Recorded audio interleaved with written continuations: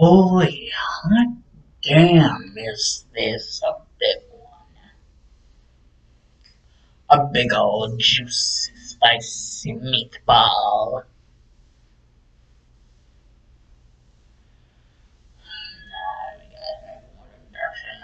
What's up with all the whole, new wives and shit? Well, I just can't seem to, things. My mind's running a million miles a minute. I can't sleep. There's too much going on in my head. I need to get this shit out. Clear my freaking mind. Besides, I think you guys are gonna like this one. Basically, what if Naruto was banished from Konoha and became the shodime ottokage?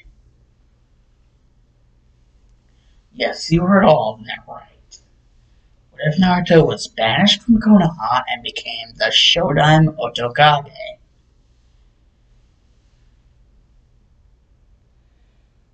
Oto as in the hidden sound village.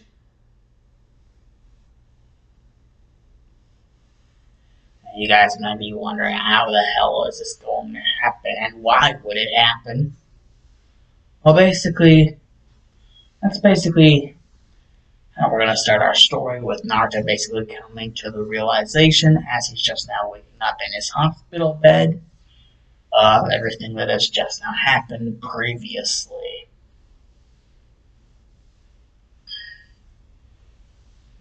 Basically, Jiraiya in the window as always, chilling like a villain. Basically telling Naruto that basically everything that he thinks happened basically did happen. Or all maybe not, but probably most of the stuff that he thinks happened actually happened. And the reason why that, it's only most of the stuff is because Naruto might have got some things wrong. But hey, you never know until you actually check to make sure, you get your facts straight. Until then, you just sound like Fox News. Or as Trump would say, fake news.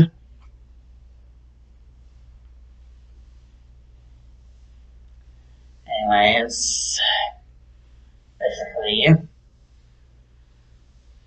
would ask Naruto to basically scroll through his memories and see what he can remember from what he remembers happening last before he actually comes to freak out. Completely. Audi 5000. This bitch. Basically, Naruto entering the Two Tails cloak, and Sasuke entering the question mark second stage. They're having their big Rasengan versus Chidori clash.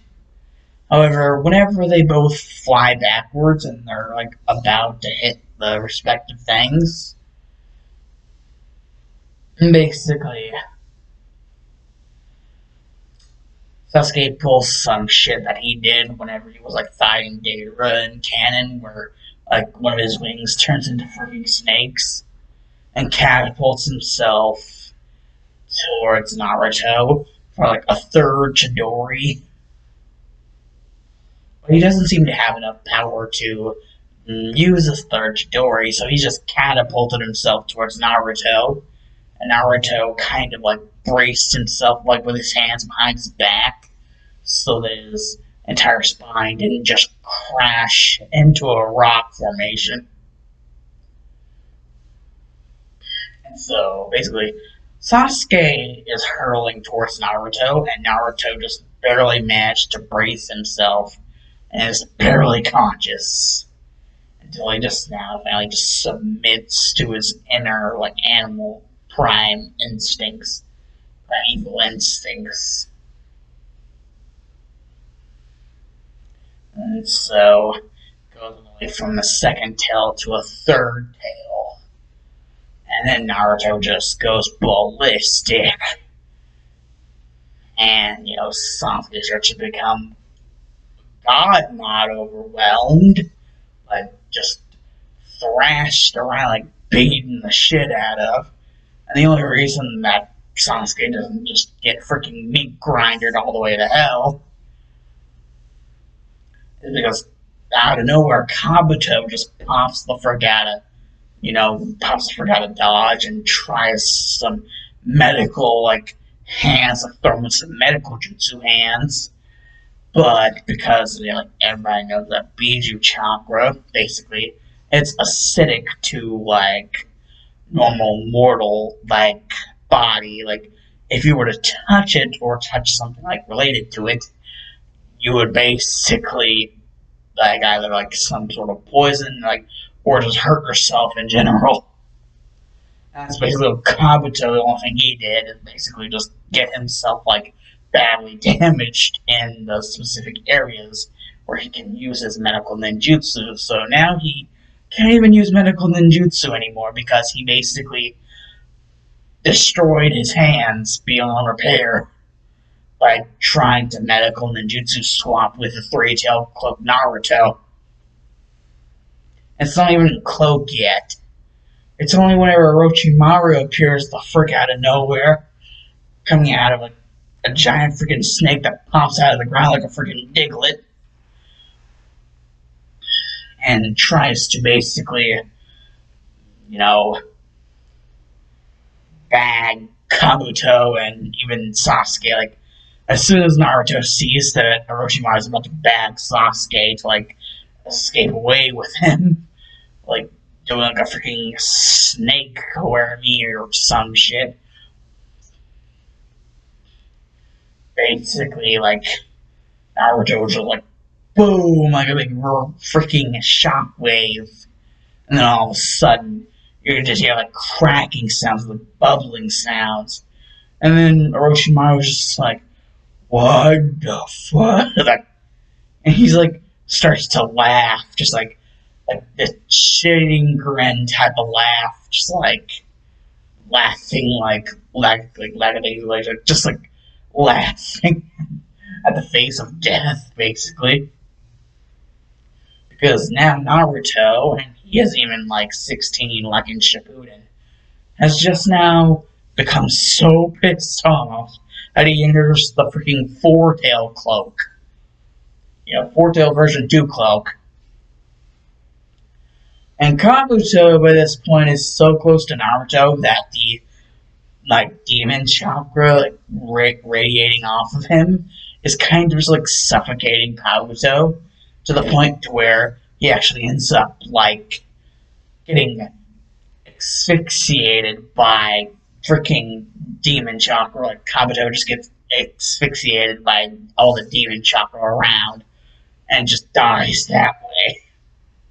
And then, like, right as soon as his body, like, hits to the bottom, like, whoosh, like, and it just starts to get eroded by all the freaking swirling freaking Biju chakra around everywhere.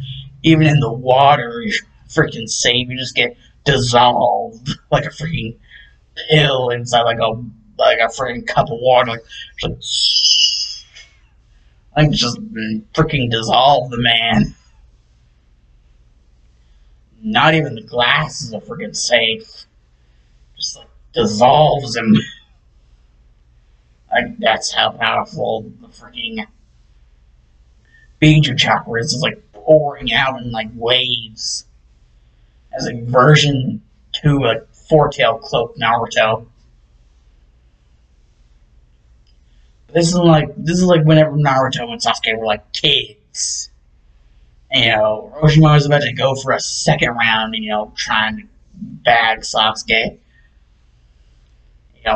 Sasuke is kind of out because the shit he's seeing, like, radiating off of Naruto right now, he's barely conscious as it is, really. And, you're just seeing this shit, and he's just like, is this the freaking face of death? Like, Sasuke is kind of like, what the fuck is going on? And basically, Orochimaru just like continues laughing, just like because he's just like, you can't do jack shit to me. Like he just continuing like to illusions of grandeur, feeling that in himself is like invincible. But his delusions of grandeur basically get shredded like the moment that there starts to feel like some sort of giant shadow overcoming them. And basically, Orochimaru realizes this is the shadow of like a big old cloud of chakra. Like Naruto is expanding its chakra outwards, but it's both red and blue, and it all just becomes absorbed inside of Naruto, like oh no no no no Pac-Man, like, like pulsating, and then just tilts head up and like just like shoots into the sky, and Orochimaru's just like, man, you suck at aiming. Like you just shot that into the sky, and I thought you were supposed to like try to hit me or some shit. And little does Orochimaru know that due to the laws of gravity, that little thing is about to touch down. And just because of how much like chakra was currently there, that Naruto just Pac-Manitized, like straight into his being, and then just shot out into the sky, and just like picking up like speed, like gravity, like as soon as it hits like freaking sea level. And Sasuke sees this because he's a little bit farther away, so he can kind of see what's this little like black dot that starts to become bigger and bigger and bigger. And he's starting to realize that it's not really becoming bigger, it's that it's coming closer. And Orochimaru seems to be too inside his delusions of grandeur to actually realize the ball of death that's descending upon them. Because this isn't like any of like the Bijudama that Naruto and the Four Tails Cloak was using in Orochimaru and like the quintuple Rashomon and Canon of Shippuden. No, this thing is freaking redonkulous. Because Naruto at this stage of his life was like, off the fucking chain. Right now, like, just like off the freaking chain. And, well, all the way into its whole like voodoo shit. Like, yeah, that kind of shit. And basically, by the time Orochimaru does finally realize what's actually going on, it's too late. And there's just like, there's like freaking Sephiroth for the supernova, like, boom.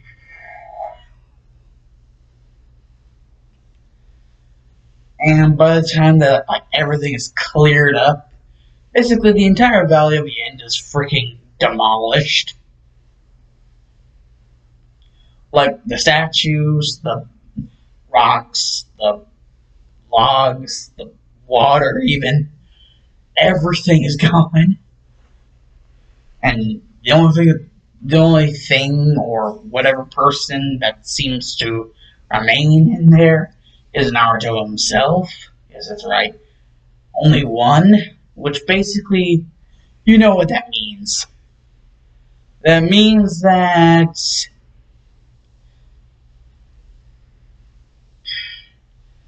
Sasuke basically has a last, ditch effort to stay alive. basically activates like the most power out of the Curse Mark Stage 2 to basically shield himself from most of the blast radius of the giant Bijudama from hell and water. And well, all this really does is serve to basically have Sasuke's main body not be completely Exodia obliterated. Yes, this kind of freaking eradicates all of Sasuke's extra features due to the Curse Mark Stage 2, even going so far as to destroy the Curse Mark itself. And that hurts Sasuke like freaking no other. Like, it hurts like a bitch. And add on top of that the fact that he's literally trying to shield himself like freaking Harrison Ford inside a freaking refrigerator against like a freaking nuclear mushroom cloud. A freaking Kingdom of the Crystal Skull.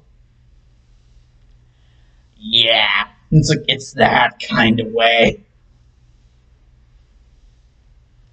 And so basically, like, Sasuke is just like hanging on a thread. And Naruto, about the time this all ends, Naruto's finally back to himself. And basically, he realizes that Sasuke's basically, stick a fork in him because he's done. Yeah. Basically, return to the village or no, Sasuke is still, yeah, that fork is still going to be in there. Because he is done. Not just done, but done. Like, like forever done. Like the most donest of done men in like ever, like the history of done men.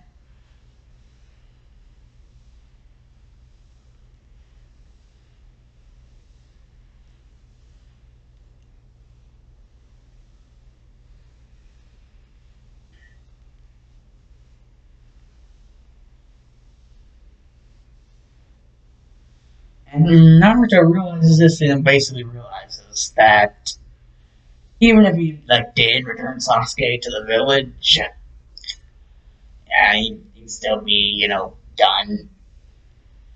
And, in this basically Naruto, even after all of this work being put in and everyone's life being put in risk, even his, he still failed to keep that promise with Sakura.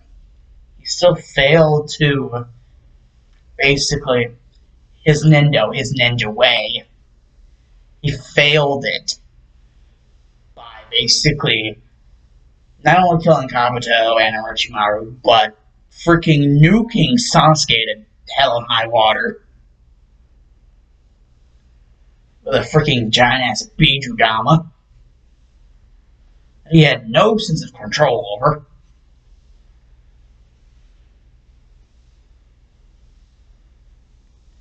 And so, yeah. Basically, Naruto is just like, he decides to just accept his fate, whatever it may end up being. And, well, basically, as soon as basically everyone can be gathered, it's basically a council meeting is put in order, basically, because, Hamura and Kaharu, basically, they just decided, plus Danzo, that just decided to annoy the hell out of Tsunade until she did this.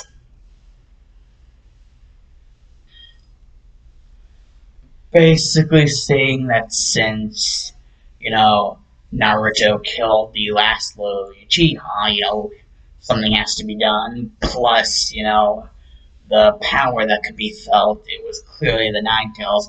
He clearly can't control his emotions. He clearly can't, control the beast.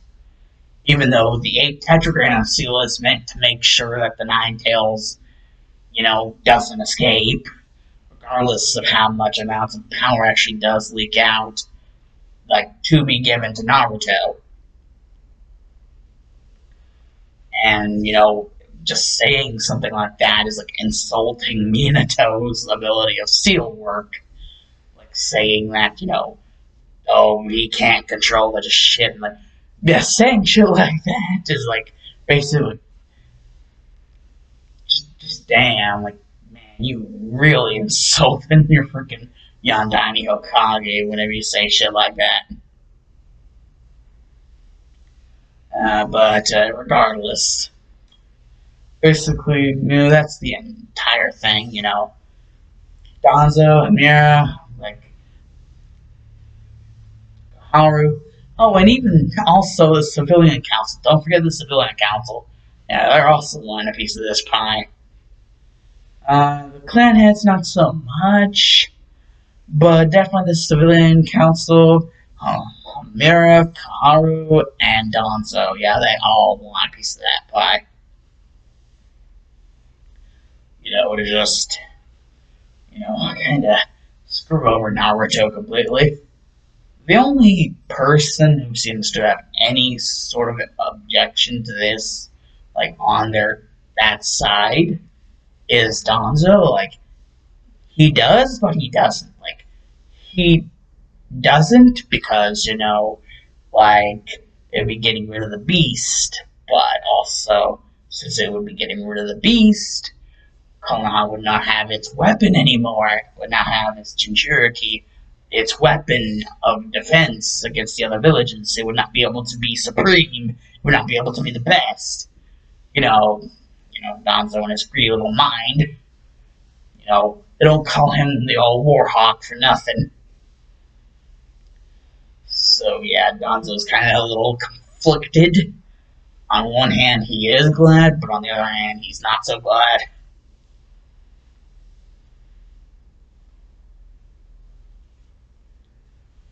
But hey, things are gonna be how things are gonna be.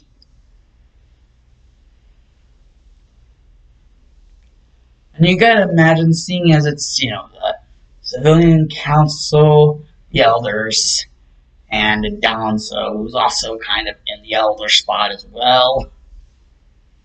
And seeing as most people don't actually know about the whole secret with the Sharingan, and one of his eyes and a bunch of Sharingan in his arm. And he keeps, like, hidden. Seeing as nobody really knows about that. Yeah, basically it's Danzo, Mira, like, Haru, and all of the Civilian Council against Naruto. And so, it's basically made plain and simple. Even the Kage, Tsunade, she can't really overrule all of this vote against him. Like, this is even getting to the point to where the daimyo is starting to see the positives of Naruto not being around. And if the daimyo is seeing benefits in him not being around, yeah, Naruto basically just collectively just, everything in his head, basically like, damn it. Like, just, Naruto never really thought that his, Bachan, Tsunade would ever really, like, sell him out to, like, the mercy of the village or any of that shit. But really, it's not really that. It's actually something different, but still in the same vein as that. They're not necessarily, like, going to execute him. Tsunade has managed to gain enough leverage, along with the help of the clan heads, to, instead of his execution, more or less exile. Yes. Basically, Tsunade managed to keep from Naruto being killed because of the loss of the last little Uchiha. They basically changed it to where he's exiled from the Leaf. For however long, nobody could really determine. So it's kind of just left up in the air however long, he's going to be exiled. Even Tsunade and the Fire Daimyo themselves aren't even all that sure on, like, the, guesstimates of that. So, yeah. Basically, what does Naruto think to do? Well, before he's basically exiled, he is given enough time to pack up and, before he actually leaves, Tsunade actually, as sort of an act of kindness and, the fact that she is actually part Uzumaki on somewhat of her mother's side, or somewhat like that, seeing as I believe she was indeed sort of related to Uzumaki. Either was that she was sort of like in some sort of relation with Uzumaki Mito, or is it that she was like the fact that she was the granddaughter of, Hashirama, and Hashirama was married to Uzumaki Mito, that she was part of Uzumaki. And well, this would kind of be a way for, Tsunade, thinking about that and thinking about everything so far, and the fact that, Jiraiya kind of likes little Gaki. And Tsunade does too, kind of like the little son, little child that she was never able to have, because, Dan died. Yeah. And with Naruto basically going to be gone, yeah.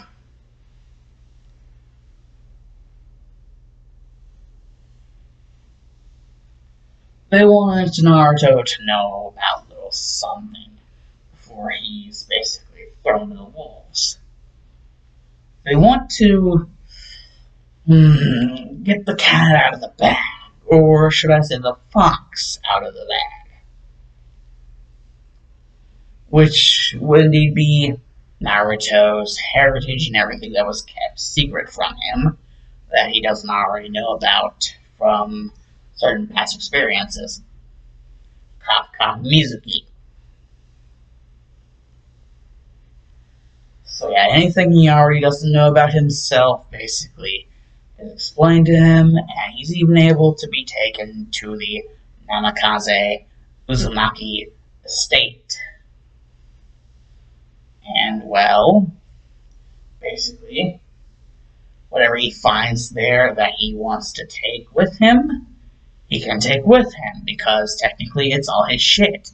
Seeing as both of his parents are dead, and he should be close enough, and plus, he is kind of being kicked out of the village, so, since this is his family, he should be able to take, like, if he wants it, he should be able to take it with him. I mean, it's only fair. I mean, he is the son of the Lake Village's beloved Yondaime and the Red Hot Habanero.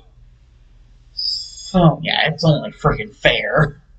That's what Tsunade and Jiraiya figure out. Basically, they figure it's only freaking fair to let that happen.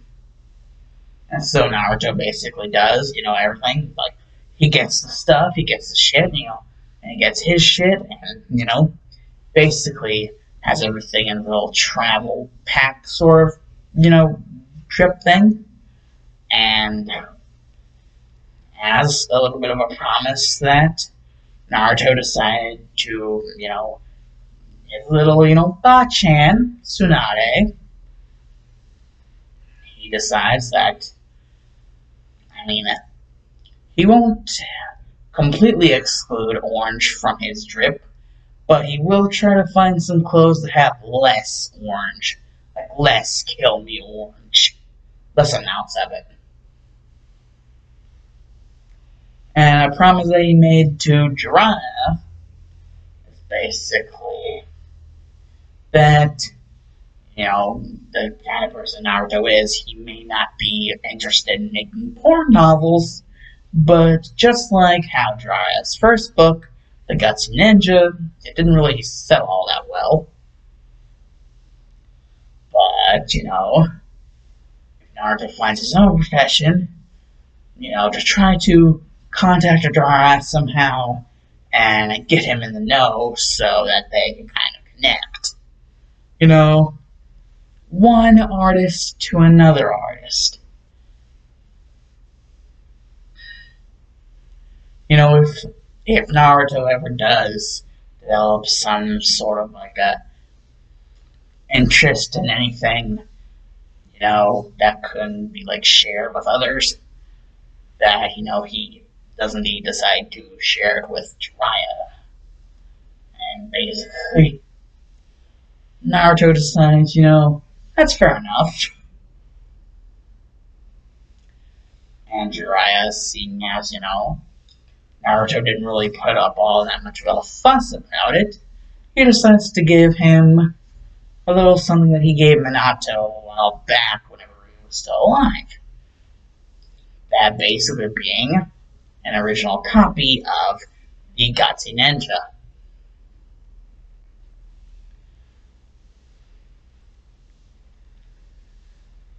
And will basically, with no longer really needing his headband, because, well, he'll no longer be a shinobi. Basically,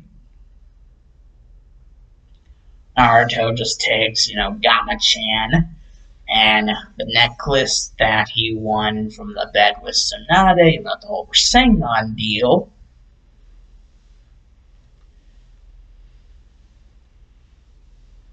He takes Gama-chan, his Gama-chan wallet, and he takes the necklace. He puts the necklace around his neck.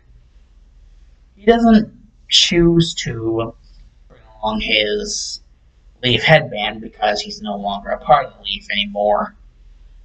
Basically, his Gama-chan wallet, the necklace of the Shodime Hokage that he won from Tsunade, the Godime Hokage, in a bet.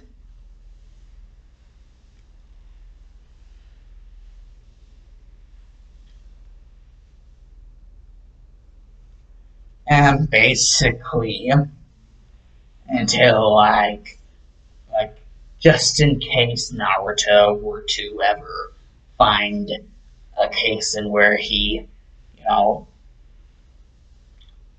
found an interest in something different, for now he's kind of the next person down the line, learning about the toad summoning. But maybe later down the line in his life, if he were to ever be in a situation where he would ever sign a new contract, Jiraiya literally gives him free reign, tells him that he can do that, but his summoning with the Toad contract will be cut off. But of course, seeing as the Toads aren't heartless assholes, they will indeed allow him to say his goodbyes before they depart permanently, if he wishes to do so. Considering basically Naruto now knows that Orochimaru and Kabuto are both dead, so that whole Sound 4 deal, which does get Naruto thinking about multiple things. But the first thing of that is, as Naruto's heading out of the village, is basically to retrace his steps around the entire area that he was basically going whenever they were going to, retrieve Sasuke. And basically, he ends up making it all the way to the fields in which Kimimaro was at. And he sees the ridiculous amount of freaking bones jutting out of the earth, and a bunch of sand as well. This all being from the fight in between Gaara and Kimimaro. And beginning to realize from all of the different times that, Tsunade has basically smacked him around, being a Baka that something about this doesn't seem right. He actually goes up to Kimimara's body, which doesn't seem to really have been moved, and begins to realize that just like Zabuza, with the whole Senbon thing in his neck, he seems to actually be in, a death-like state. It's almost like he's stuck. Like he's hanging on by a thread because he truly believes that he still has the purpose to serve Orochimaru. Like, it's just his will is preventing him from dying. Like, he can't do anything, but his will is preventing him from dying. So he's just in this death-like state. Actually dead, just seeming dead. And Naruto only realized this because, well, the shit with Haku, and also how many times he got smashed in the face, and other areas by Tsunade.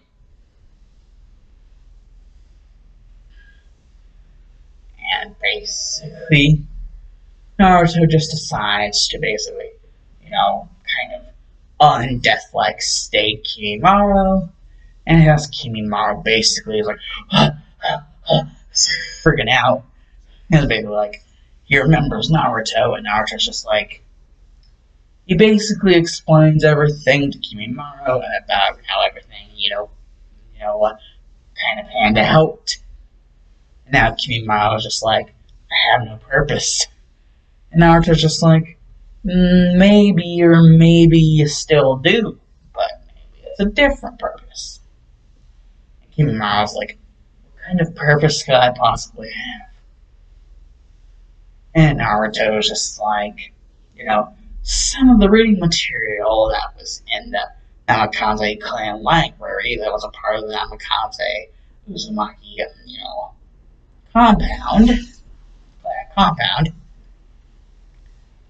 some of it was actually about a distant relative clan to the Uzumaki that were known as the Kaguya clan of the Hidden Mist Village, or Bloody Mist, back in the day.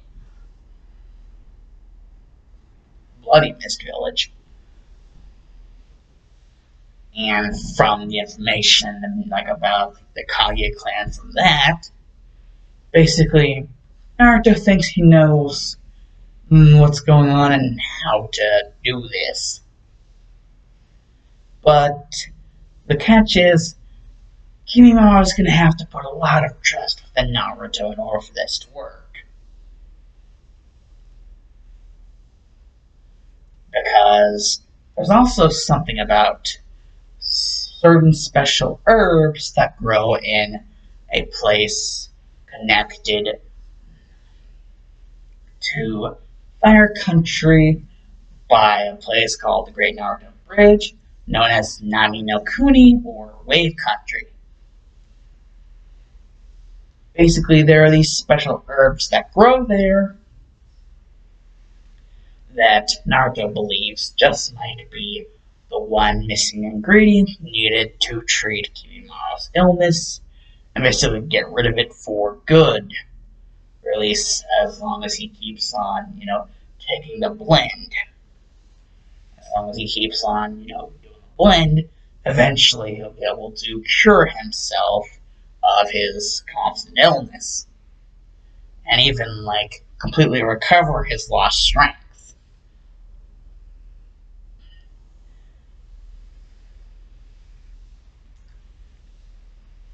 And Naruto actually brings up some interesting things, with as much of a genius as, the third Ottokage proclaimed Orochimaru to have been, he should at least have found out somewhat about the herbs growing in Nami no Kuni.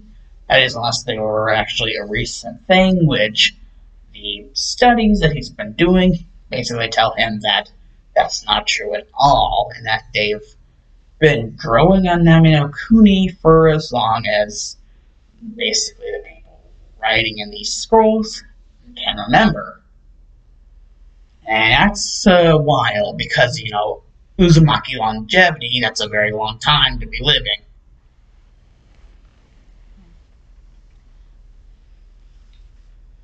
And basically, this just tells Kimimaro that Orochimaru, all he could have been doing to help Kimimaro, all that he could have been doing to help him, and basically this one place that could indeed have the secret to truly healing him, and he just either overlooked it or he found it, but he didn't even bother.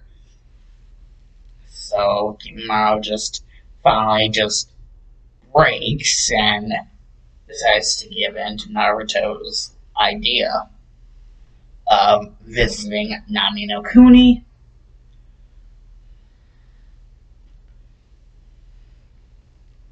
So basically,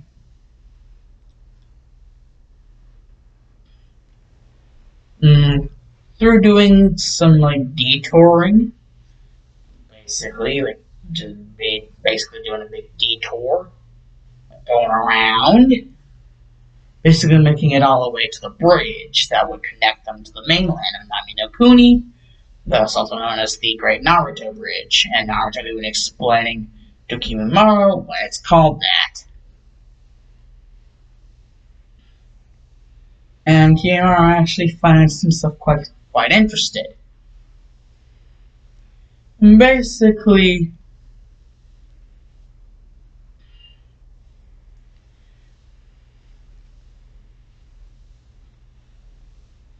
Naruto's also like, if I'm gonna get myself a complete, my drip to be different, maybe Kimimaro to seem less imposing, threatening off the bat, could use a little bit of a drip change. Just food for thought. He's just thinking this to himself in his head. Basically, after having a little bit of a visit with Tazuna, basically, Tsunami's there. But strangely enough, Inari doesn't seem to be there. And basically, Tsunami, as soon as Naruto points this out, she kind of starts to break down in tears. And Tazuna explains that Inari, basically, even though Nami no Kuni isn't really a place, as a ninja village or ninja country or anything like that. Basically, and Tazuna, and not really as much Tazuna as much Tsunami is against the idea of him becoming a ninja or samurai. So Inari basically wanting to follow his dream, have his own ninja way. Just like Big Brother Naruto would probably have done things. Have his own ninja way.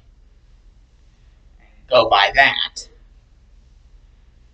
And so, if the village that he is currently at, or country or whatever, isn't a ninja village or whatever, or accepting of that kind of stuff, he will just venture onward to somewhere else and see if he can figure out how to basically go on from there. And, well, Tsunami and Tazuna both basically do admit that it's been so long since they've last seen Inari that they can't really remember how many years it's been.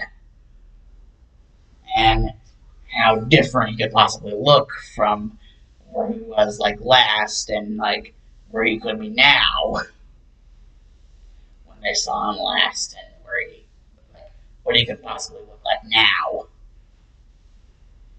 And so basically Naruto files this in as a little bit of a sort of a thing for him to do, see if he could possibly find Inari. But that's not necessarily a big something that he's focusing on. but it is something that he could possibly focus on in the future, if not immediately. Something that he would like immediately focus on is doing what he said he was going to do for Kimimaro. You know, the herbs that grow in Nami no Kuni. The very specific herbs, which, if mixed in with a certain herbal tea blend, can pass off as a great, very medicinal treatment for basically, Kimimaro's problem.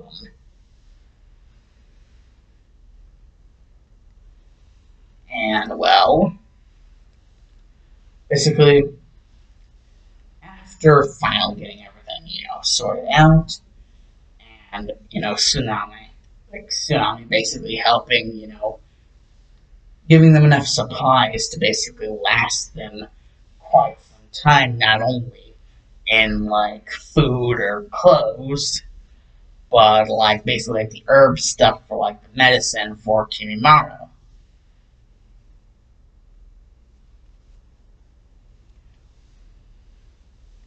Because, like, a friend of Naruto is a friend of theirs.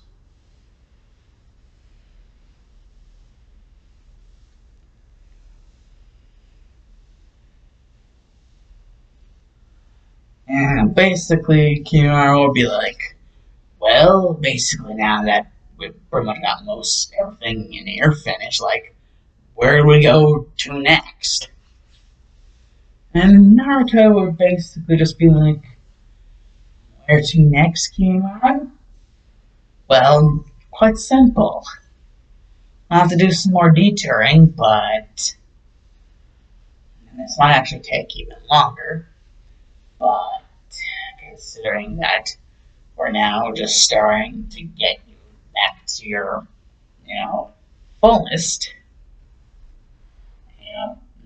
current proper self, we head for Omega. Yes, Omega. Basically, why Omega?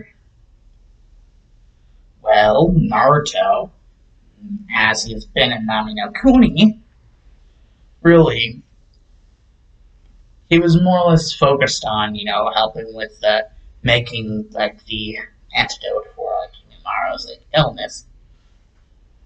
He had heard some people talk about a certain nin, a part of the Oboro clan, of Omega, and that, yes, he was a missing nin, and he was from the Oboro clan, basically the people, like the rain nins that participated in the Chunin exams,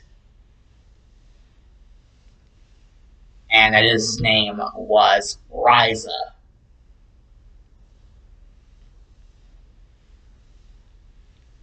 And basically the bounty on his head is a total of 3 million Rio.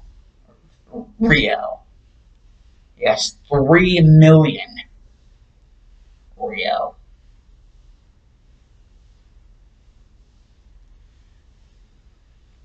And Naruto recognized that as a pretty high bounty.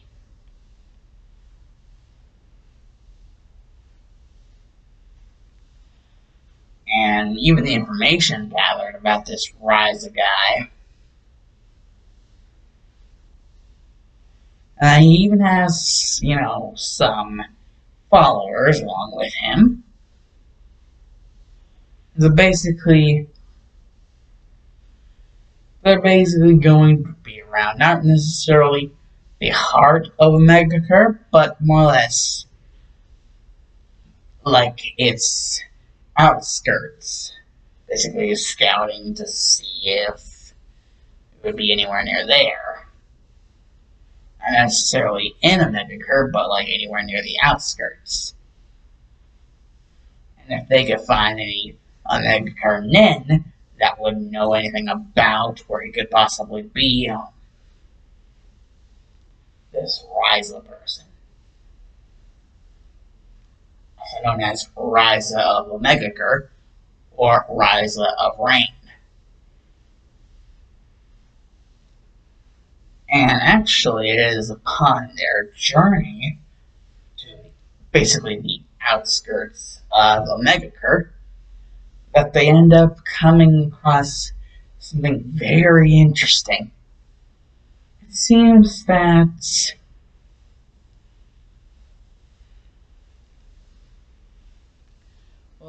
certain two individuals basically are spotted, like Naruto and Kiminawa spot these two individuals, and they basically jump up into the trees, very quick and nimble and, stealthy like, so that they aren't spotted. And the two people that they see basically interacting with this one person who seems to have some sort of moving luggage on his back. And the two people that this person is talking to, one of them appears to be Kakazu of Takigakure, basically a missing nin of Takigakure, or like waterfalls, basically. And the other person is basically also another missing nin of Takigakure, Hidan, who is also known as a Joshimist.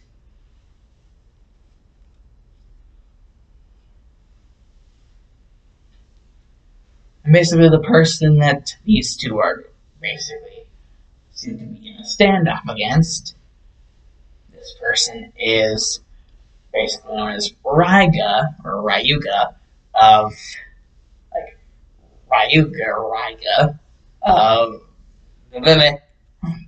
whatever, Korotsuchi. So yeah, basically Ryuga Korotsuchi, basically one of the 7 ninja swordsmen.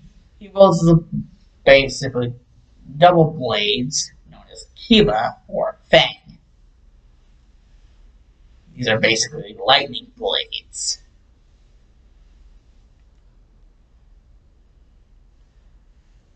Blades that basically conduct and create around themselves lightning chakra without the actual effort of the person wielding these blades to actually do anything.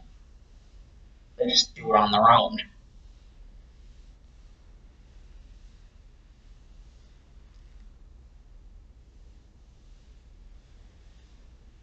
And basically, seeing as it's not only 2 against 1, but, from a certain bingo book that was picked up, along the road, road trip, that basically Kiyamaru just started to, study up on, see if there would be any interesting individuals that they would possibly come across. Basically, these two Takigakure nin, Kakazu and Hidan, basically just trash upon Ryuga. Even though, from what they can tell, Ryuga seems to basically know where they all are, every time. It's almost like he has a pair of eyes on the back of his head. Almost like this red glow that seems to come from the package on his back, were 2 specific red orb-shaped black glows, are like literal eyes in the back of his head. And Kimaru even believes that he can hear slight whispers or breathing, possibly even directions on where to attack. Almost like someone's telling him where one of the 2 could possibly be trying to sneak attack him. Yet, even with said second pair of eyes, still fighting against 2 S-class criminals of Takigakure no Sato.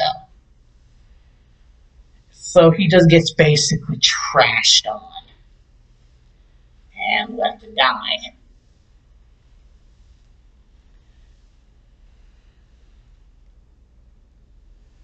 And basically, why I say that is because by the time, Hidan and Kakuzu was basically left, you know, quite a long enough time to basically consider it safe to go out of their perch, you know, basically, and make sure they're not spotted. And by that time, and the time they actually get there to Ringa, he is actually basically feel Naruto and Kumaro both feeling the pulse of both of his hands, basically end up determining that Ryuga is dead.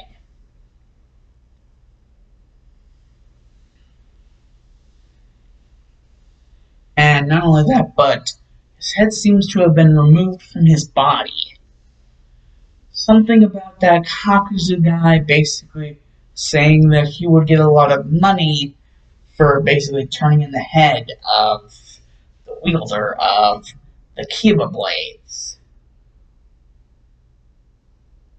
Basically, something that Ryuga did right before the killing blow was dealt to him is basically discarding the Kiba blades off somewhere where neither Hidan or Katsu could find them.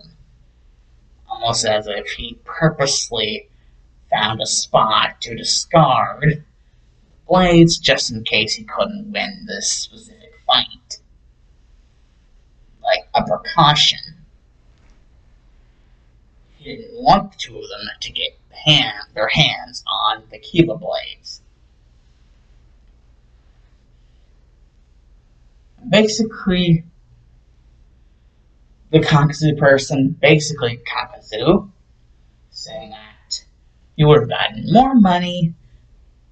He would basically get more money if he also had the swords with him as well whenever he turned them in, along with the head of Ryuga, of the 7-inch swordsman, of Kirigakure no Sato.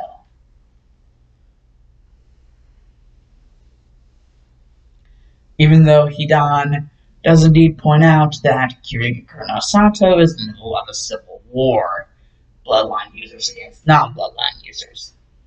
And the Yandani, Mizukage, Yagura, the Jinchuriki of the Three Tails, Sobu, Sanbi Jinchuriki.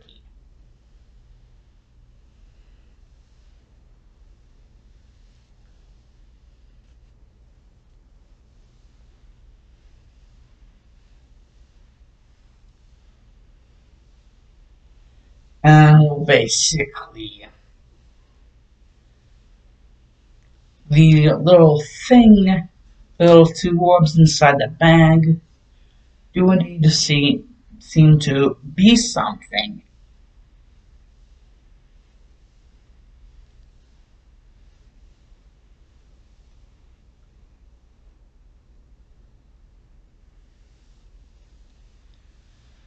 It seems to be a small boy. A boy's name, Ranmaru.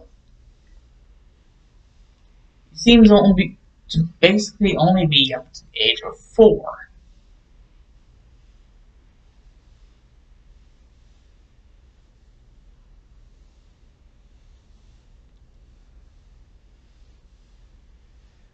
And, well, basically, they're about to reassure, basically Naruto and Kumara are about to reassure Ranmaru that the person that he was, basically being strapped to the back of, Ryuga was a bad person, a very evil person.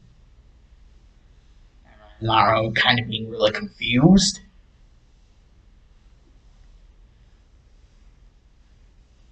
Kimura also reminds Naruto about the whole Kiba Blade deal, and basically, that's whenever you would hear the other voice, it would just like be the voice of like someone like most likely wearing some sort of samurai garb. And you would just hear, "You mean you mean these?"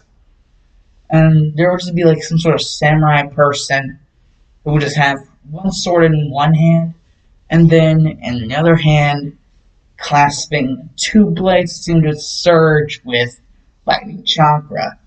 And the person would seem to be shaking as if almost being electrocuted by the blades.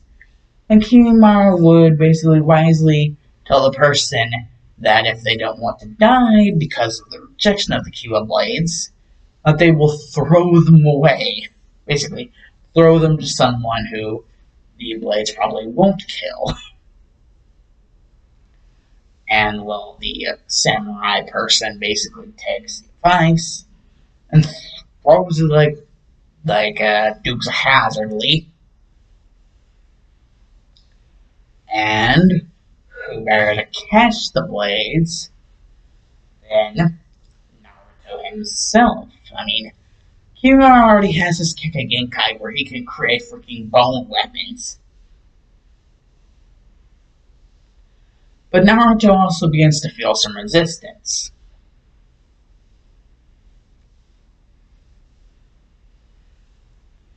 And Ryuga basically knowing, the history of, not Ryuga, Renmaru. Renmaru basically knowing the history of Ryuga and Kiba Blades, basically ask the samurai person, basically, haven't like they met before, and basically, if it's possible, seeing as Ryuga is dead, if this person could possibly try to teach them the arts of the Kiba Blades, just as soon as they start to figure out how to walk.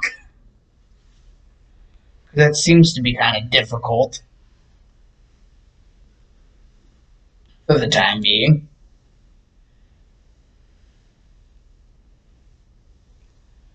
And basically, whenever Renmaru actually tries to pick up the Kiba Blades, there's no resistance. Which basically means the Kiba Blades accept Renmaru as their new wielder.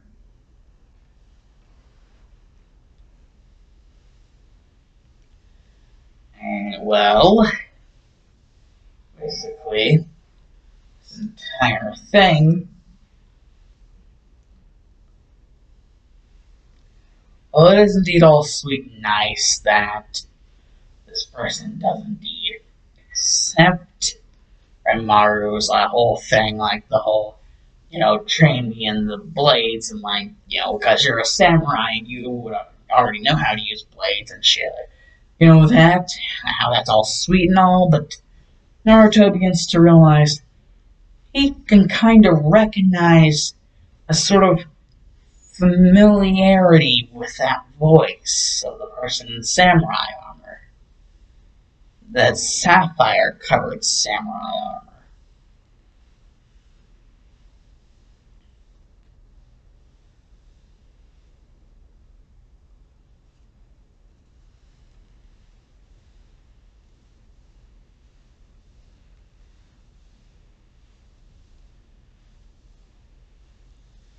And basically, the person, seeing as there's nobody else there currently at the time,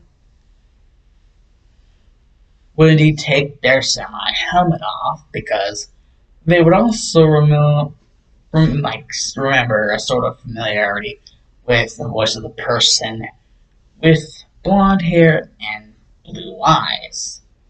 Where does that come from? And that's whenever they would both recognize each other. Naruto recognizing the person's face, and the person recognizing Naruto's features, like all around his face, including his whiskers. And basically, they would just say to each other, like Naruto would be like, Inari! And Inari just be like, Naruto! Yep, Inari is actually a form of samurai. Not really, yeah, it sticks to any village, seeing as he doesn't seem to have any sort of insignia to any village.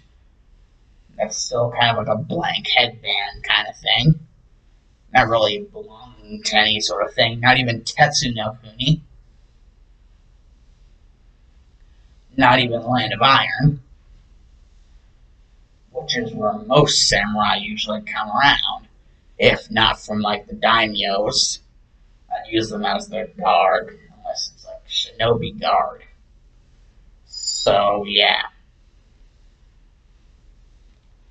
basically the profession of samurai is kind of something that Inari is kind of like taking up, like a Ronin type samurai, like a sort of like a freelance samurai that just does their thing whenever they want to do their thing.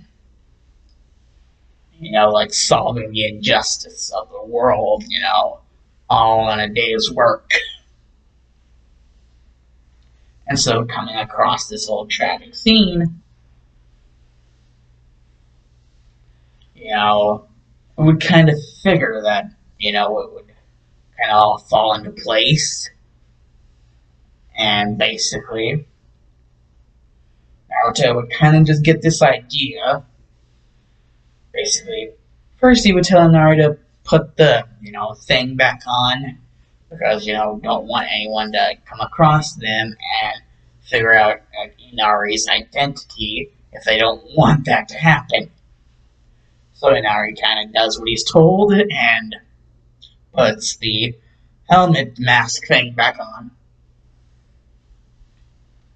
And basically Kimimaro, Renmaru, and Inari kind of all just sitting in a circle with Naruto, kind of, wanting to hear him out, like, what exactly is he planning? Like, they already went through the outskirts of Omegakure.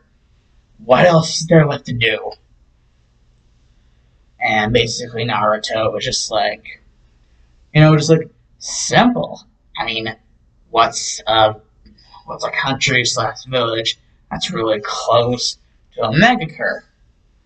And basically, Kimimaro, Inari, and even Renmaru kind of all just listing off different villages close enough to Omegakure in their head.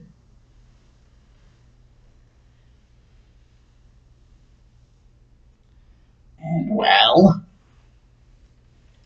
basically,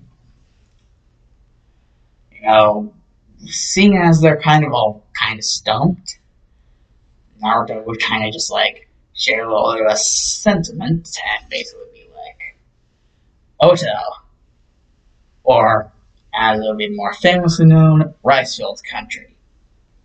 And inside of Ricefields Country, Oto, or Ottokage, also known as the Hidden Sound Village. Seeing as its former ruler, Orochimaru, and his little sidekick, Kabuto, aren't really around anymore. And seeing as Orochimaru kind of like went all Scar versus Mufasa on the Ricefield Daimyo's ass, basically just like building blocks like pieces of a puzzle, just kind of can be filled in just because Orochimaru just decided to go all freaking Pac-Man on the entire ordeal on that place, plus any sort of thing that they could find of Orochimaru's that could indeed be useful. They would probably most likely use to their advantage. And, even, find a way to actually be able to write, to Inari's mother and grandfather, because, Naruto actually, with Kimimaro, actually went to Naminokuni, and, actually Naruto tells Inari, with Kimimaro, Rimaro that, you know, they miss him. And well,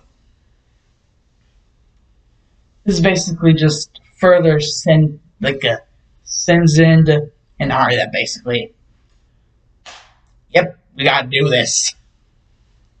And Rimaro basically is just having to relearn everything, including, walking, and even the possibility of learning how to wield the Kiba blades, the next wielder of the Kiba blades,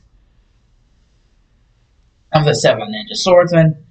Inari gets a chance to actually teach Renmara how to do this. And instead of a seven ninja swordsman who is not loyal to a village, this seven ninja swordsman would be loyal to the village. The village being Ottokage. And considering that Orochimaru never really, gave any thought to like a Kage name, how like the Kage of a, cloud village is the Raikage, and, the Kage of, freaking Stone Village is Tsuchikage, and freaking the Kage of Mist Village is freaking Mizukage, the Kage of Sand Village is Kazekage, Kage of Leaf Village is the Hokage. Basically, and Orochimaru just never gave it any thought of like the title. And so Naruto just thinks about the first thing that comes into his mind, and everyone seems to simultaneously agree that, that's good enough. The thing that he comes up with is Ottokage, like basically Ottokage. Oto, like Otogakure, the Sound Village. So Oto, and then, Kage. Like basically because it's a Kage of a village, so it's Oto, so Ottokage. And as for the coloring, because each one of the Kage hats and like robes have like different colorings, like all of them have like white, but they also have different colorings that go along with the white. And I'm gonna say that even though it's my least favorite color, no, actually, I'm gonna do a one up. I'm not gonna have it be purple. I'm gonna have it be magenta, just because I don't like purple. So it's gonna be like a magenta color. No, actually, I wanna. Actually, yeah, let's screw with some people. Let's make it pink. Let's make it freaking pink. I mean, come on. Naruto had like a crush on Sakura and she had pink hair, so, I mean, commemorate the memory. And plus, like, could be a sign of other things.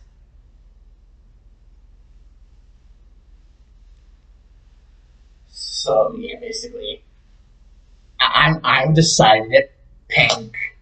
Pink is my favorite crayon. So turn out a line. Pink is high as a kite. And I'll never be forever. Alright. Pink is darling. Pink and cherry. Okay, damn it. Anyways, yeah, pink and white, just freaking because. Maybe possibly even a hot pink, just because. Like it won't be like normal, like I guess what you could call girly pink. It'll be like a hot pink, just to satiate some of you guys who think pink isn't an appropriate color. I don't like purple, and magenta's kind of a little bit on the fence for me, so it's hot pink just to satiate some of you guys who think pink is a little bit of a girly color to be something like Kage. You guys trying to be freaking sexist?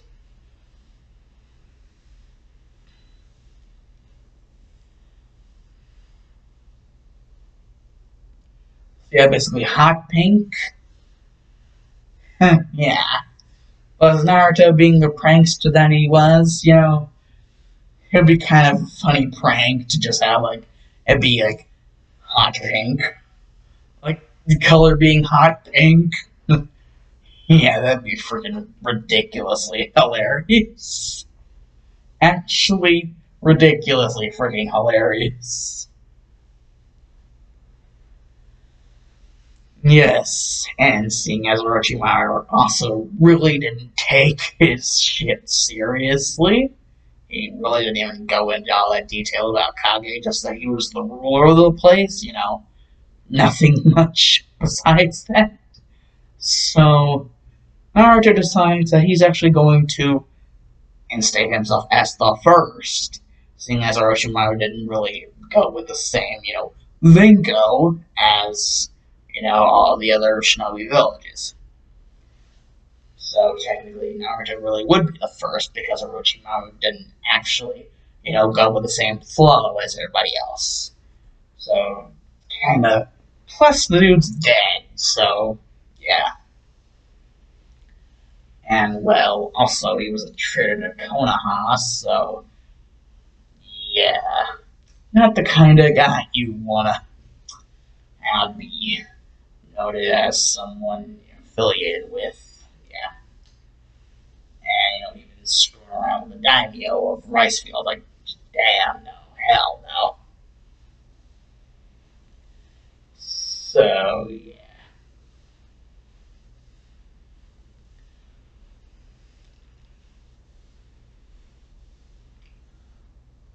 And, well, the whole design of a music note for the headbands of the Hidden Sound Village.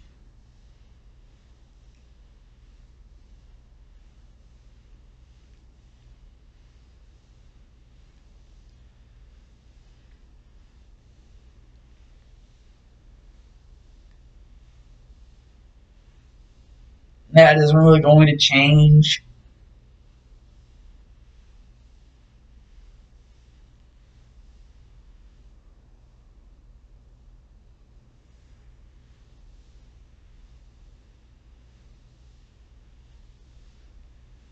However, another thing that this brings up is basically toads, including, Gamabunta, who is indeed the boss summon of the toads. They don't really like the whole idea of Sound Village all that much. And Naruto understands that, and technically, him being the container of the Nine Tails, if Manda starts to put up, with some shit, he can just use the Nine Tails power to just make it subjugated to Nine Tails power. Yeah, basically the threat of the overwhelming power of the Nine Tails, like looming over Manda's head. No demanding freaking human sacrifices. That is a no-no. And technically, with Naruto's, you know,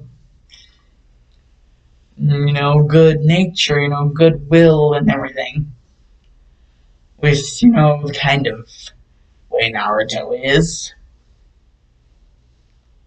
a kind soul and all that, he might even be able to change the nature of, the overall nature of the snakes. They wouldn't all have to be evil or like monstrous. It wouldn't have to be just like pure freaking evil. Just because the person who summoned them is like a sadistic fuck.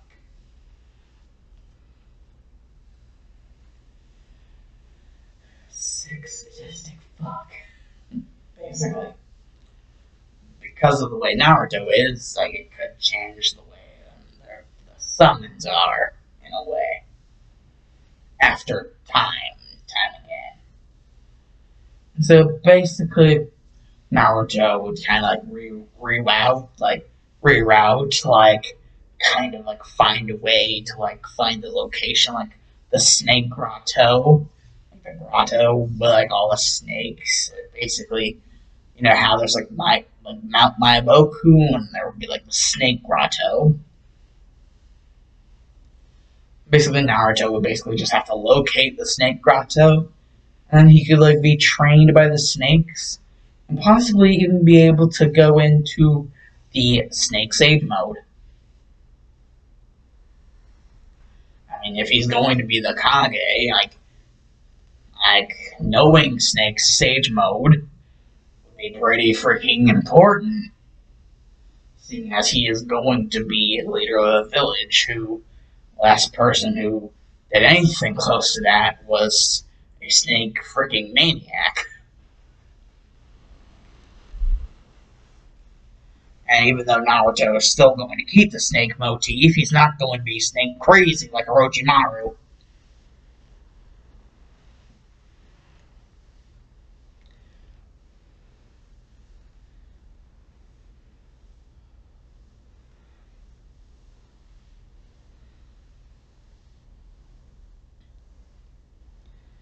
And basically, after basically Naruto deciding, he would become the Kage of this, new ottokage, like ottokage, basically. This new ottokage, after all the news of that coming out, and basically the first few individuals, basically something actually good about the fact that they would be headed here is that, well, it was kind of actually the last place that Ryza was spotted.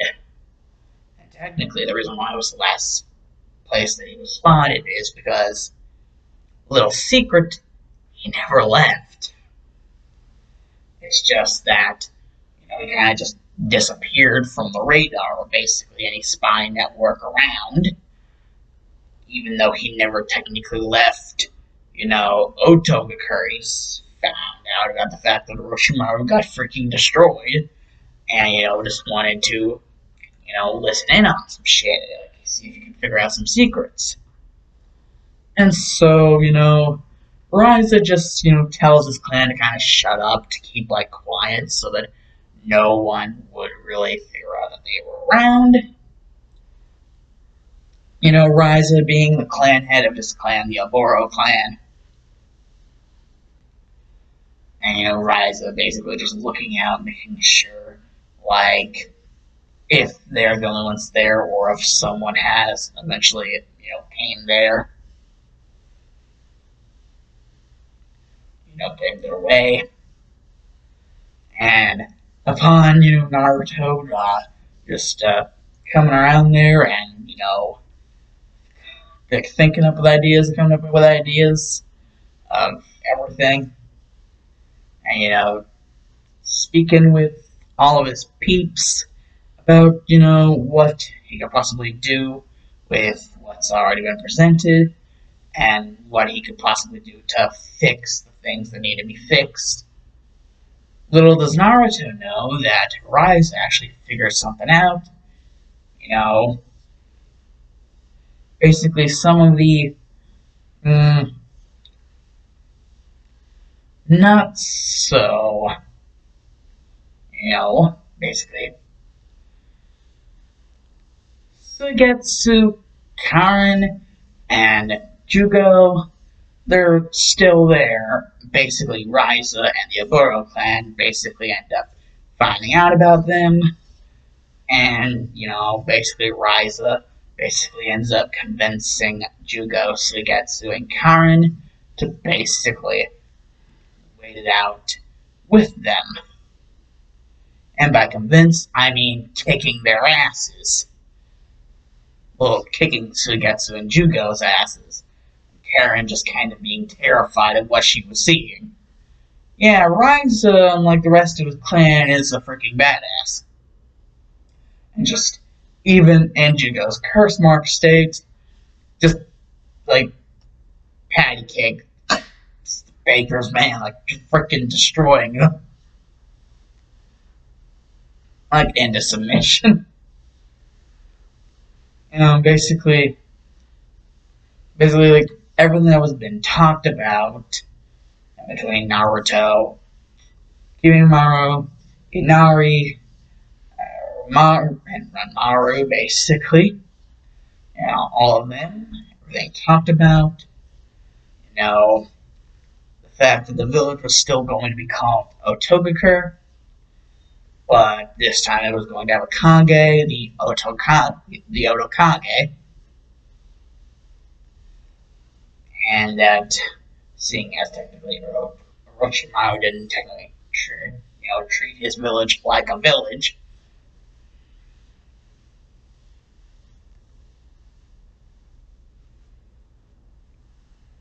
More like a freaking slave compound of superhuman death weapons.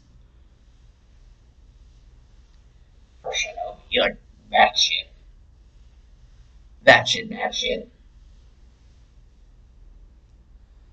Yes, so technically Naruto really would be the shodime ottokage.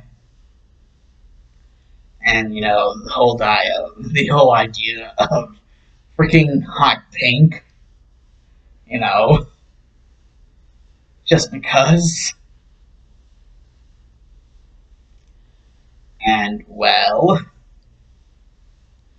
now basically the only problem that we really have, like, automatically, is, well, like something, like some sort of like council, like freaking advisors, or like some sort of like elders as well, like some sort of uh, like mental faculties of the village, and how exactly, like, if they want to make it a pure shinobi village, or like a mix of shinobi and civilian, or just a civilian village.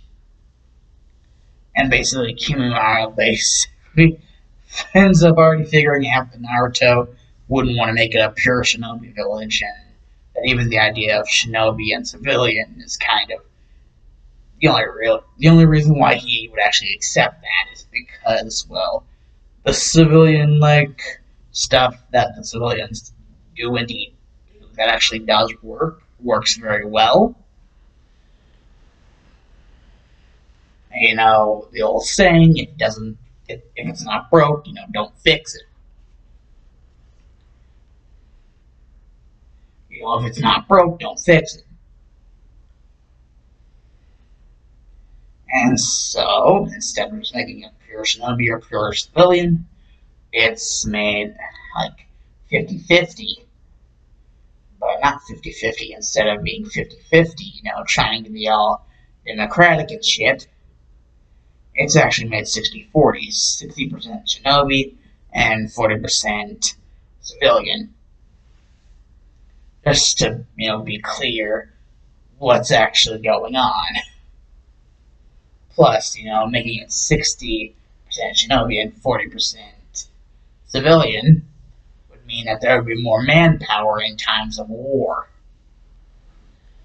Should any sort of war against their village, arise.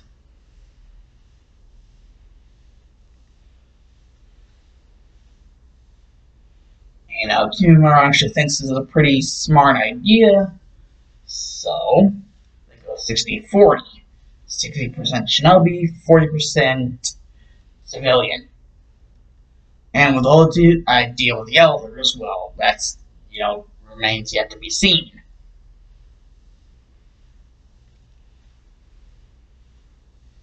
an advisor, or like any members of the civilian council or shinobi council.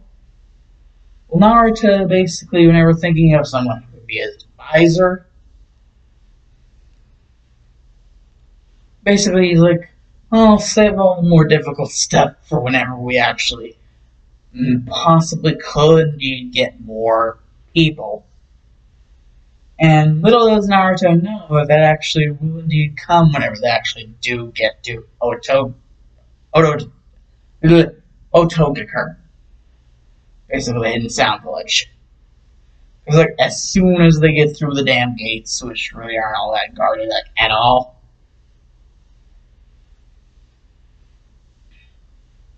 basically just like the freaking Aboro clan, led by Ryza, and kind of just like being comet-tailed by Suigetsu, Jugo, and Karen.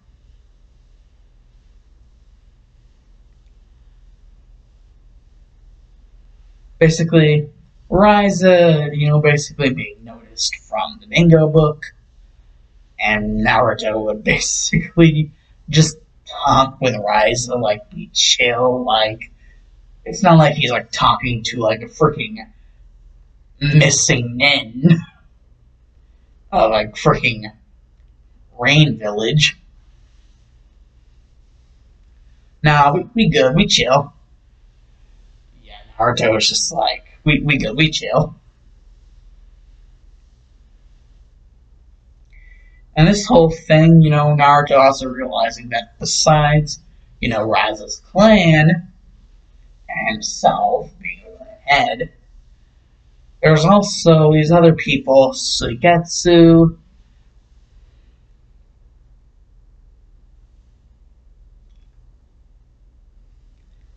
Karen, and Jugo. There's also them. Basically, Ryza and the rest of his clan basically explained what they heard and saw from, what happened whenever they encountered them. And basically, it's decided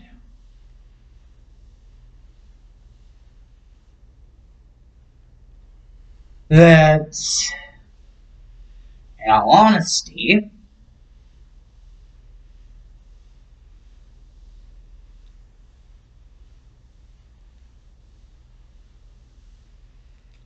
Naruto believes that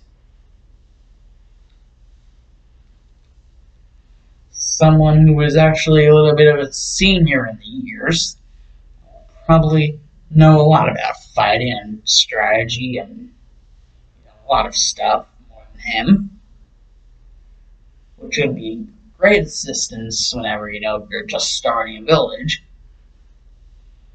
He decides to make his mind up on who the advisor is going to be. His advisor, Kimimaro.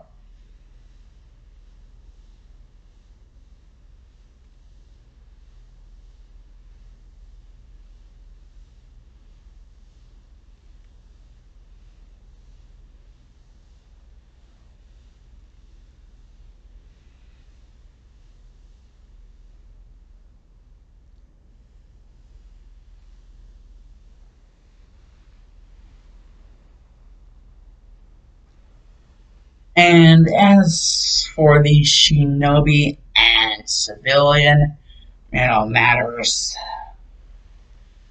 basically Naruto just decides that Ryza and Karen, they will be picked for that. Karen will be picked for the shinobi, you know, side, because, well, her abilities mostly involve, like, support type stuff. Even though she is also an Uzumaki just like Naruto, Naruto realizes what's actually going on and what's actually, actually happening and actually going on. So, Karen is put in what Naruto believes to be the correct position as basically the basically head representative of the civilian branch of the council. And the head representative of the Shelby branch of the council being Ryza. Because Naruto, just one look at the guy and he can already tell he could kick a lot of people's asses. And that he's also a very good strategist, just from the look in his eyes.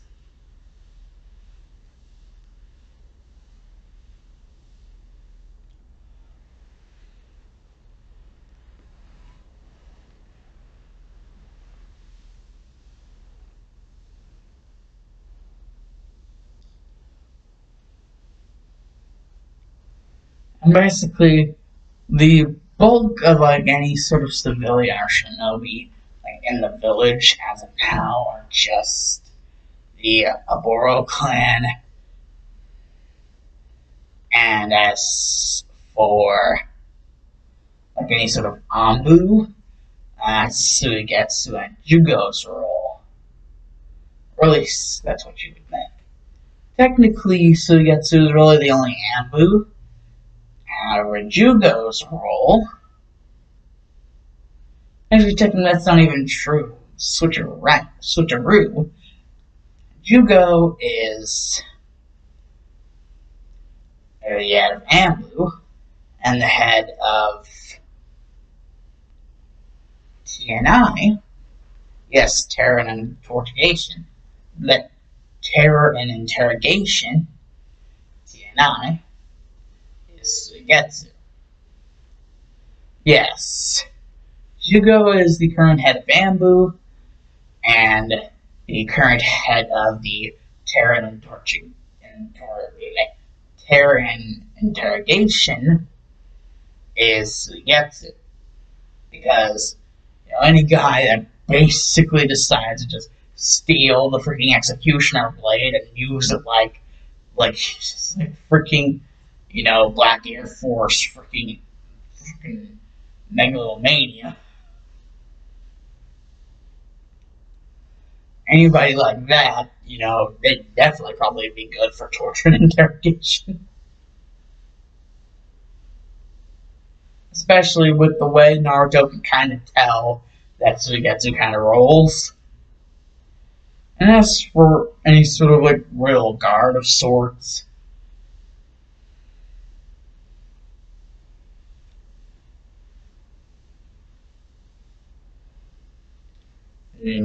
royal guard-ish, Inari kind of fits that bill pretty damn good. And someone that actually Rise actually recently met is someone who actually ran away all the way to here from the Hidden Sand Village, it turns out. This person being named Pakura. And Pakura ends up becoming the daimyo. And basically, Pakura as the daimyo, her royal guard would be Inari. And basically,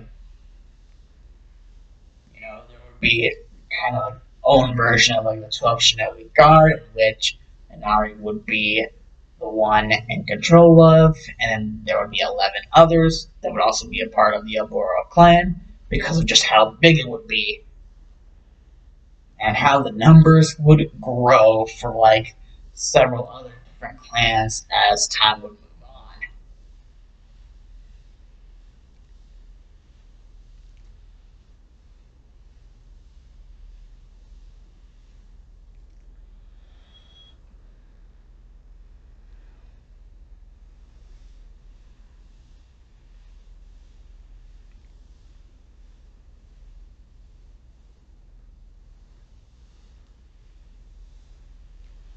And how this would make things for Konoha.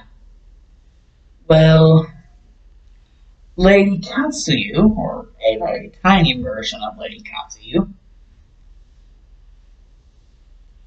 basically just pop up one day at Tsunade's desk and basically spew out a little scroll for her to read. basically info from Jiraiya and his spy network.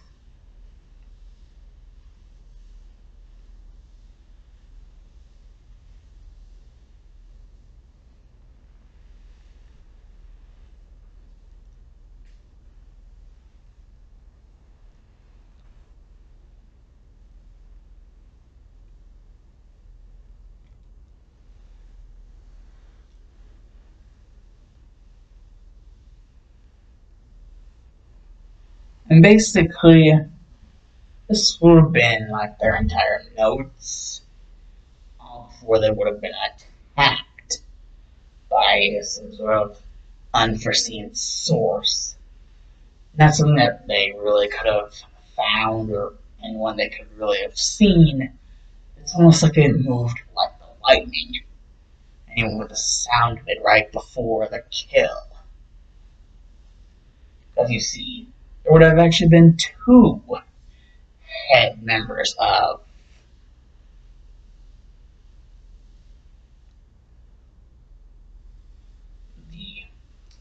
the Black Ops for ottokage.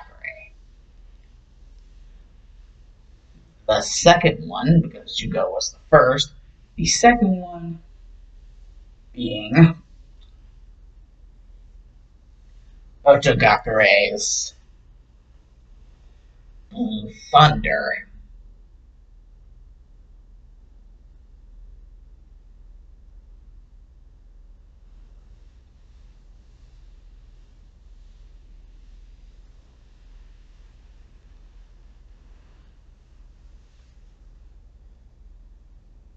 Actually, no. I don't think it's something cool.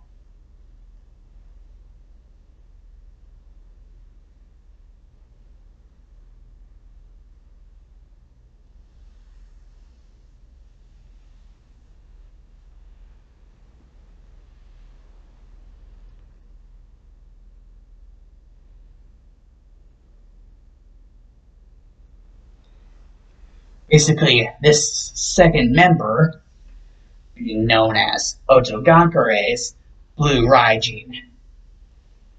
And if you guys know about, the whole Flying Raijin, basically you would know that Flying Raijin is basically Flying Thunder God. So, Blue Raijin, Blue Thunder God.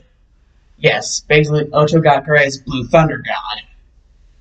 This person, that would basically be their nickname. Yes, someone from the village would have already gotten the nickname. It would be basically the partner to the head of basically Otogakure's Ambu, being Jugo. And his partner would basically be the one that would be known firstly from, the people of Otogakure, and secondly from anyone else right before he murdered them. This second person being known as the Blue Raijin, or Blue, basically Otogakure's Blue Raijin, or seeing as most people don't actually know where he's from, just the Blue Raijin, because they technically don't actually, they're not actually able to see, so clearly, right before they just get destroyed, not really able to actually get a good enough visual. Technically, the reason why Blue Thunder God is because Blue Raijin, Blue Thunder God. Well, the Kiwa Blades, Renmaru would kind of just be trained by Inari like day and night. Inari just kind of like training him like over and over. And finally, one day, Jugo would be testing Renmaru, and he would finally make the cut. And after his, first mission, he would have already gotten himself the nick, because this mission would have been a wide-scale mission to basically a wake-up call to the rest of the shinobi world that there's a new superpower in the house.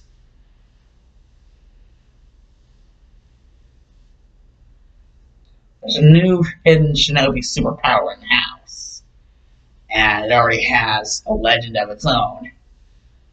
The Blue Raijin, aka Blue Thunder God.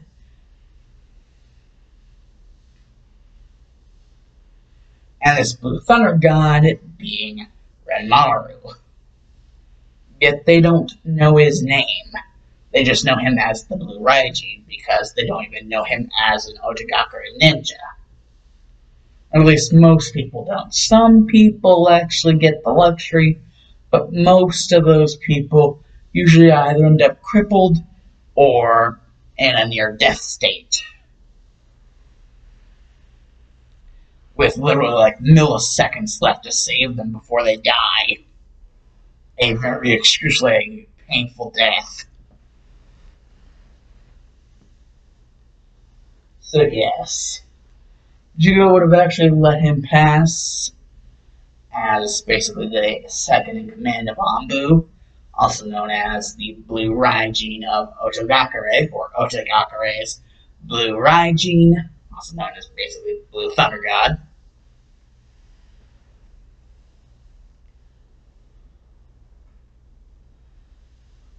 So yeah, Naruto's actually pretty proud because, Ranmaru brings a tear to Naruto's eye if he has any tears left to shed at the moment. Because at the moment, he's expecting any time now an ambassador, a very specific ambassador, in fact, from Suna to be here any minute now to sort of patch up relations with sound with sand. This ambassador, the Jonin Baki. What better way to, old ties than to basically send, someone to the Kage directly to them via San Shunshin.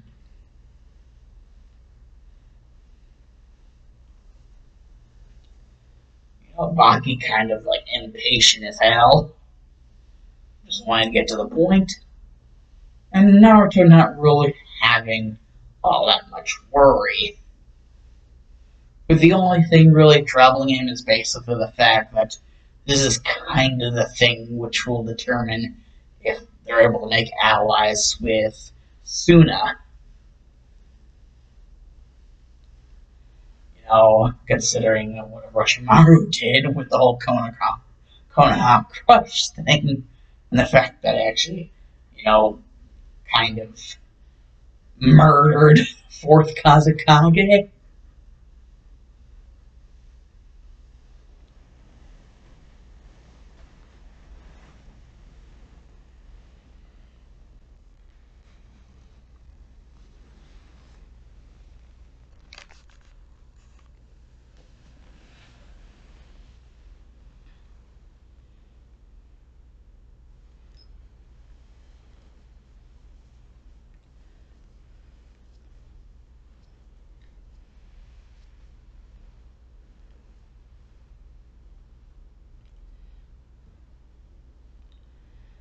Yeah.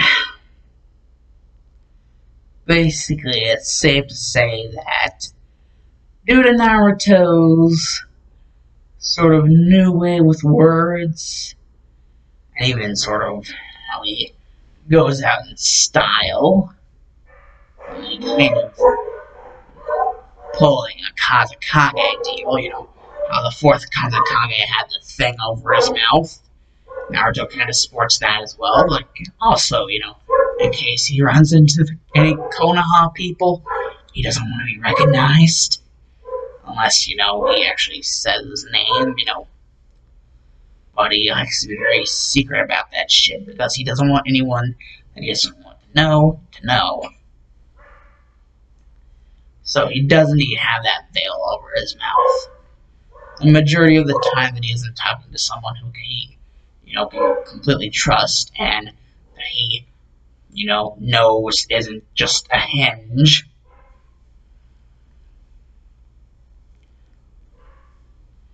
And it doesn't exactly make anything, better. The fact that freaking Kimimaro is just there and just like the bone sword out just in case Baki tries to pull some shit. And Baki's kind of like sweating bullets whenever he actually realizes Kimimaro's in the room and he has a bone sword out. And Naruto's just like, oh, that's only for if you try to pull some shit. And basically Baki's just like, well, your village is the one that freaking... And Naruto would just stop him right there and be like, my village? Oh, no, no, no, no. You have sorely mistaken. Back then, Ottokage wasn't a village. It was a breeding ground for the most disgusting of disgusting. The snake's den of the most revolting of the most revolting human beings. Orochimaru, Snake Son, and his little cockroach.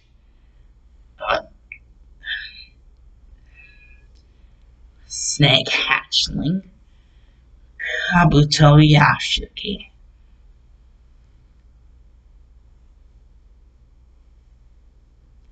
Kabuto Yakushi. We aren't like that. We are a true village. We are Ottokage no Sato. And we believe that we can confide in with your people of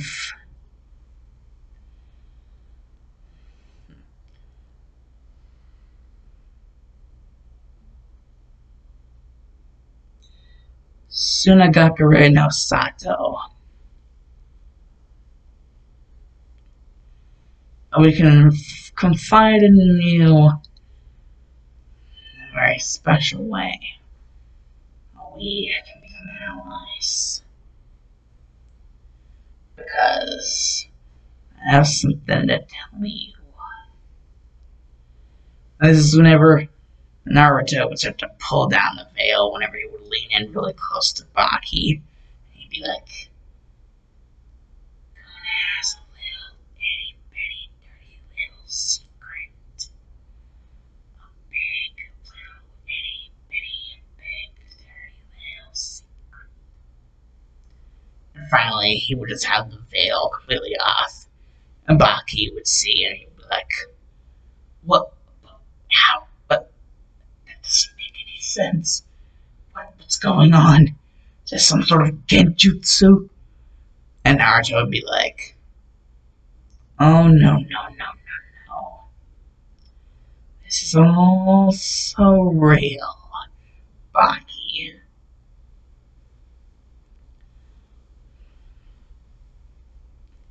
This is all real. I believe I was once said that Gara considered me a friend. Since we were both in Cherokees, he considered me like a brother. Well, you tell him, Kazakage or not, this friend, this brother of his, wishes to make things right in between Otto and Suna. No strings attached.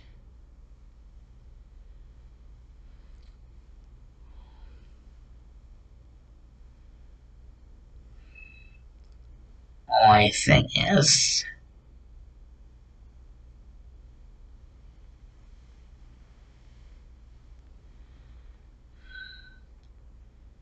The alliance that Suna has with Konoha will have become a neutralization. Suna become neutral to Konoha and relations and gain the favor of Oto. And Baki would be like, why do you think we would ever do that?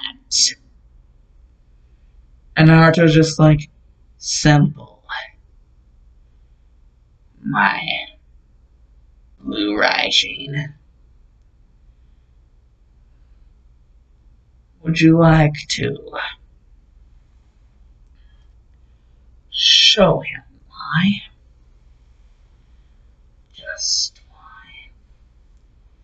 And Baki would just be looking all around the room, and he would just hear something behind him be like, boo. And Baki would just turn around and would be like, what the? What? And the person, their eyes would just start to glow red. And the person would just say,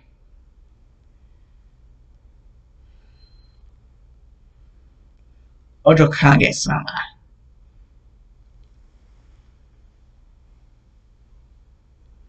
And they would just be like, Shodan-sama. This person, I don't trust them. Should we kill them? And Baki would just be like he'd be in like a rock and a hard place, just like Ranmaru and Kimimaro. Ranmaru and Kimimaro. Like shit. And there, on top of that, there's also the freaking Ottokage.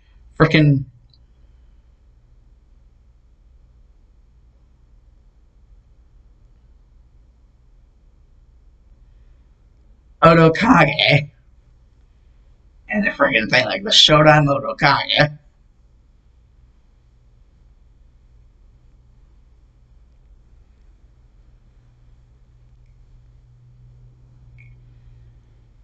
And you know how the favor that he kind of has with the Daimyo Pakura.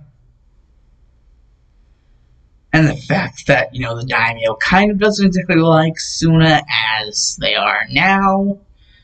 So yeah, Baki's kind of really hard pressed to not want to piss them off any more than he probably already has.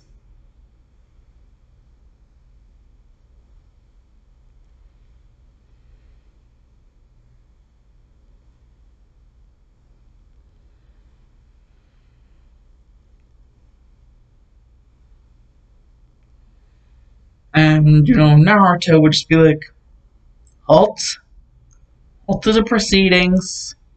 Just be like, it's fine. And it was, Baki, oh, have you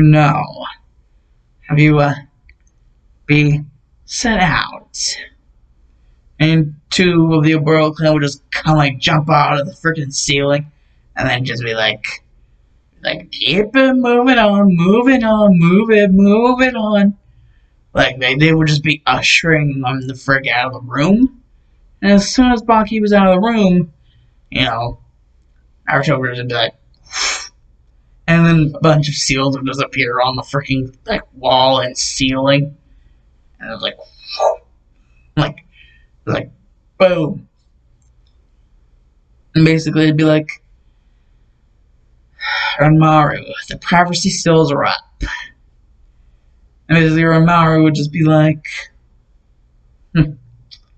it seems the blue Raijin of Ottokage has struck yet again. Well, that nickname never gets old. How it never gets old. And Kimimaro would just be like, and by struck again, you mean...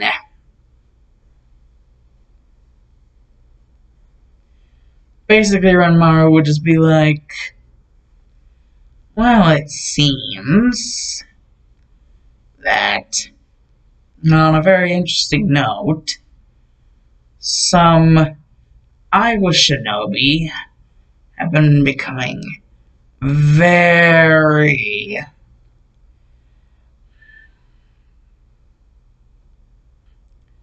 upsetting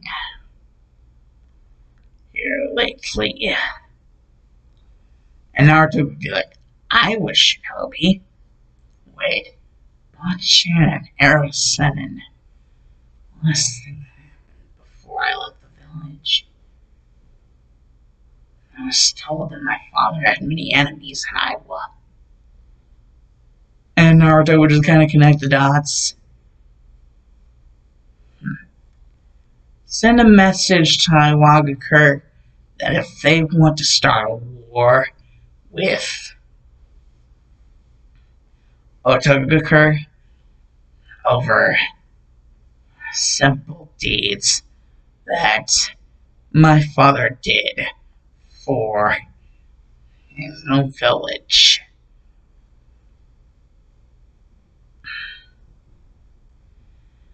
that they can answer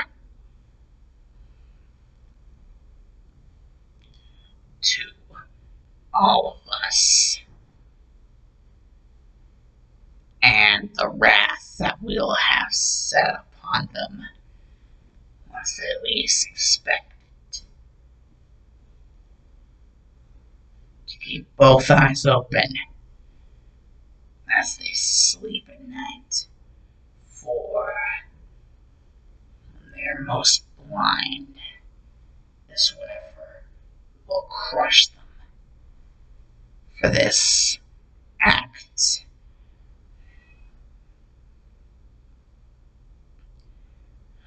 these crimes against balance that our village creates, the stability it creates in setting things right. Konoha banished me, wanted to get rid of the demon. Well, the demon just so happens to find a way to rectify the sins of Konoha. The dirty deed to get rid of the demon. The demon makes a monopoly of a village that will soon tower over Konoha several times anything it could ever dream to be.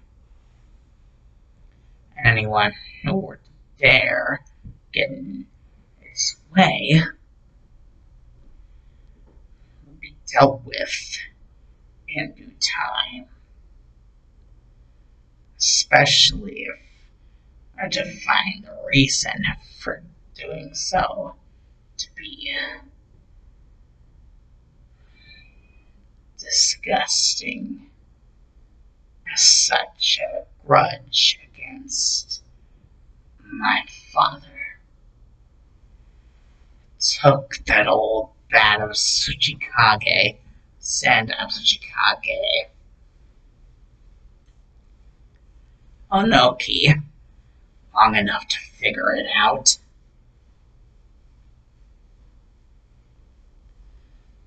How long does it really take to erase the whiskers and just find out that I'm a little bit of a younger version of my father before he died?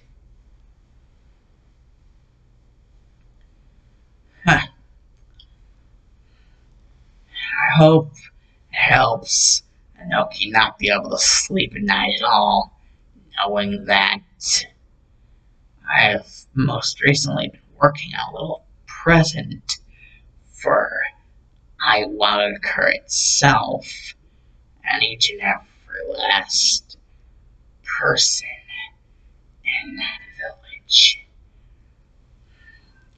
Should they provoke me enough, and that because of their brazenness, I have some test subjects to demonstrate its power. You already know I can perform the Rasengan. That's only one of my father's favorite jutsu.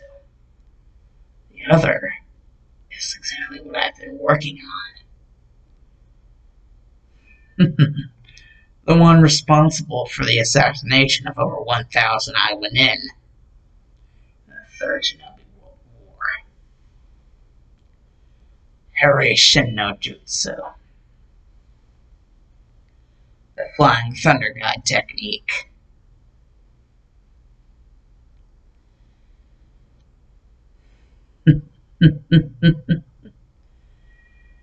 Ah, yes. I want it so. Find one of our fastest carrier pigeons and have it deliver the message straight to the man closest to, at least closest to the man himself as possible.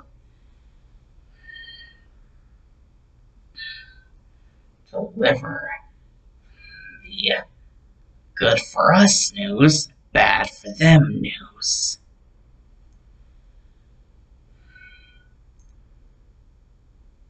The yellow flash lives again within a new form.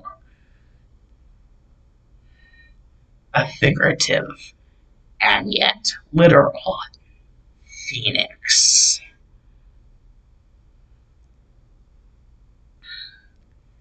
Of a new world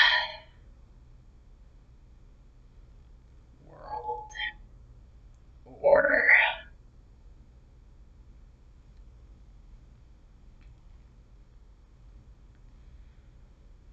And that itself is an order. Go ahead. What's taking you so long? That's basically whenever Mario would just basically be like, oh, yes. And Naruto would basically just be like, it's right here. And Mario would just be like, oh yes, I'll find your fastest messenger pigeon right away. And send it right to Iowa. Tsujikage. Oh, I'll be surprised if he's still sane at the end of this. And Naruto would just be like, I hope so. I also hope he gets a little bit of a look at this.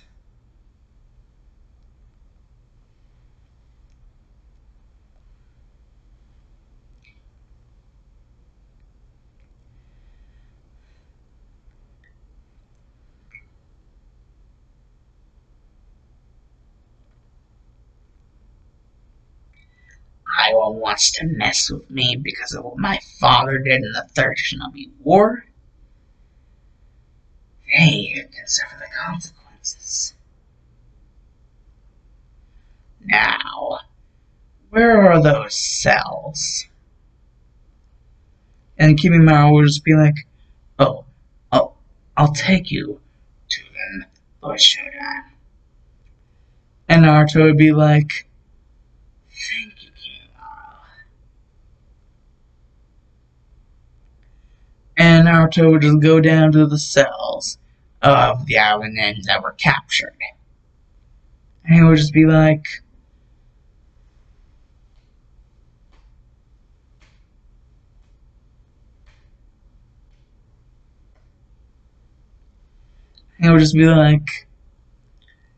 oh, hello, all of you.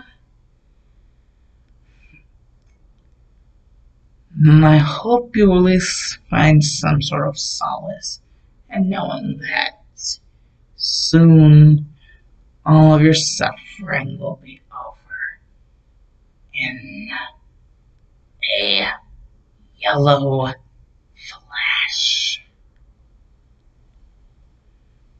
And upon hearing this, all the Iwanin are either cursing their lungs out on Naruto or basically pissing and shitting themselves. at the revelation that they're going to be murderized by what could basically be considered the next Yellow Flash. And, well, it basically goes as well as it could possibly go. However, the whole thing about Iowa basically, warring on against Otto, any of that. Well, one thing Inoki is smart about is the whole thing of, if someone is basically, mastered the Haraishin Jutsu, perfected it, basically, seeing as what happened, with the last, Minato, basically, Inoki's just like, yeah, we don't need to mess with that. It would just be like a really bad idea. And so, freaking Earth country is kind of just like, all of Earth country is just kind of stagnant.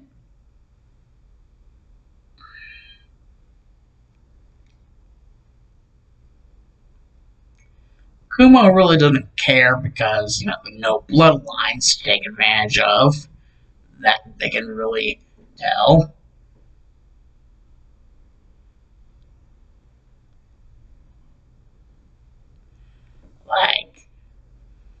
Konoha's kind of in the middle of hearing all this news, so there are going to be a very different reactions depending on the person and the timing. Kiri is still kind of in the middle of everything, and that kind of just leaves Suna, but they're kind of just live indifferent, not really knowing what to do, considering what just happened. And even there's Tetsuno Kuni, but they're just like freaking neutral altogether. The only thing really noticeable about the whole Tetsuno Kuni situation is that they are indeed in the good graces of Oto, and Oto is in the good graces of Tetsuno Kuni. And the same thing goes with Snow Village, Demon Country,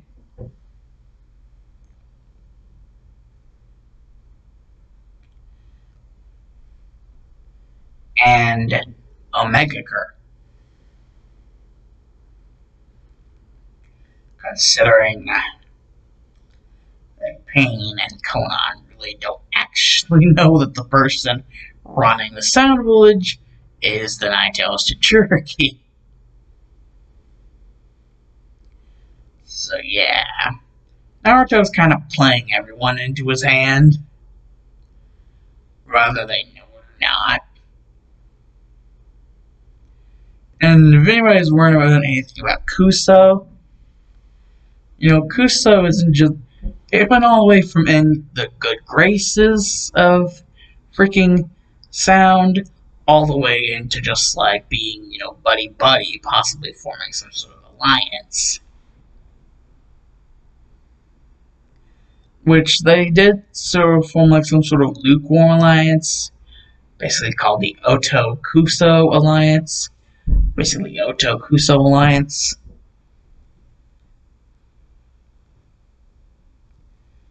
It's basically making Kuso no longer an independent village, basically something that will basically cling on to Oto like a lifeline.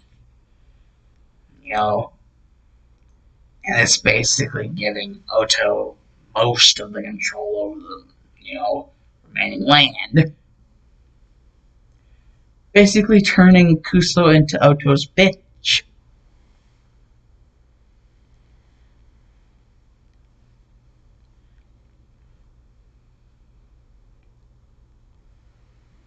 yeah, basically Kuso being so clingy to Oto, right in, the middle of the end game of Naruto's whole situation, just allowed him to kind of, you know, Yahtzee freaking Kuso out of the entire thing, kind of just absorb it, possibly make Oto actually bigger, like envelop Kuso and like negate the village out of existence. And the possible fear of Snow Country or Demon Country actually becoming like this as well, or even Sky Country. Well, that really isn't all that founded. The only reason that happened with Kuso was because Kuso became too clingy, too fast. Snow, Demon, and Sky are also around because they weren't so damn dependent right off the bat. And if you're wondering anything about Bird, Fang, or Bear, yeah, Raven Rivers, even Takigakure / Waterfall. One thing to be noted about Takigakure is the fact that their Jinchuriki, Fu, the holder of the seven-tailed Biju, Chome,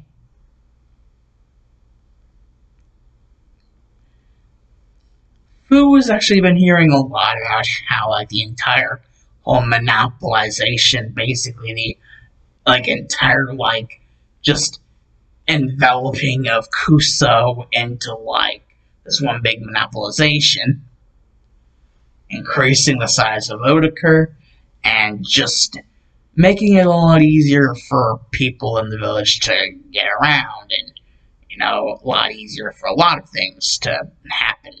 More space, the freer the atmosphere, and less tension. Or at least it would feel like less tension. Plus, with the extra men and extra manpower because of the extra weapons and extra, intelligence. Basically, this gives a major one-up for most villages that really haven't, went into a strategy or wouldn't really have had the power to go into this strategy and actually succeed. Unlike what Naruto did with the whole envelopment of Kuso, Hidden Grass Village. And Fu kind of seeing Takigakure's whole situation with the endangerment of the hero's water because of bandits wanting to steal it from within the village walls and take it somewhere else to basically some sort of client who will pay them a good sum of money for the hero's water. Basically, I guess you could say paranoia would have them want to become heavy, reliance, allies with Oto. And Fu kind of realizing that, it's happening again. Getting too clingy too fast.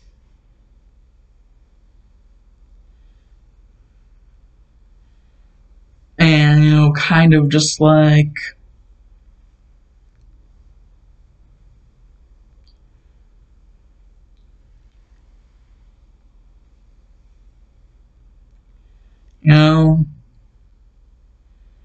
Fu kind of not wanting this entire place just go to shit.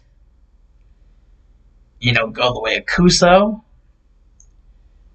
Sort of like a non-aggression pact of sorts. Basically, Fu negotiating with the leader of Takigakure that basically just give her away to Oto, and they'll get the same amount of benefits without having to basically fork all their land and all their everything over to Oto. Because Oto will already have the extra power and having, an extra Jinchuriki.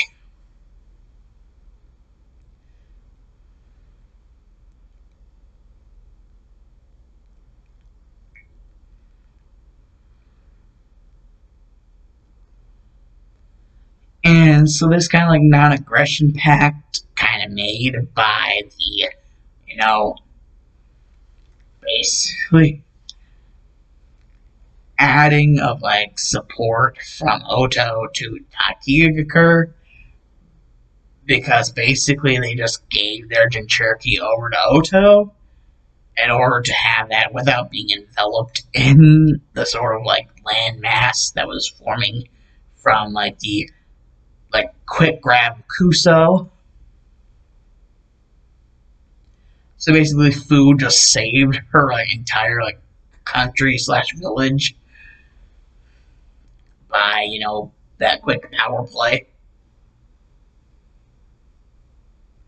But soon, Fu actually figures out that they kind of want to be part of the entire thing. And even like Fang, bird, vegetables, and bears, all of them kind of want to get in on the big piece of the pie. However, this is kind of like the biggest catch. They all are kind of like joining in, but slowly they're starting to kind of become a hive mind. And the more they join in, the bigger the power, the bigger the amount of power.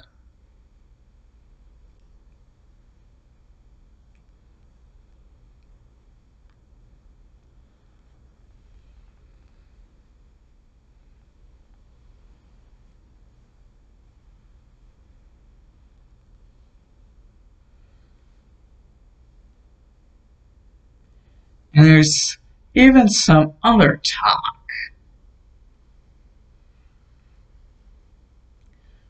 Talk about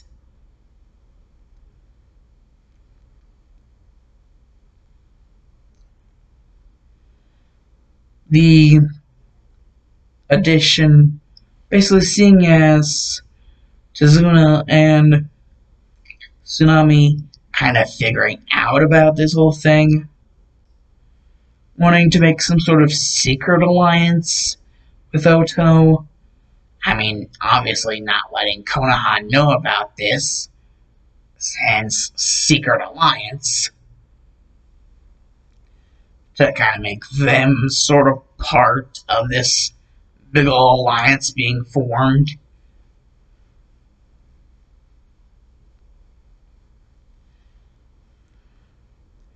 And not only that, but also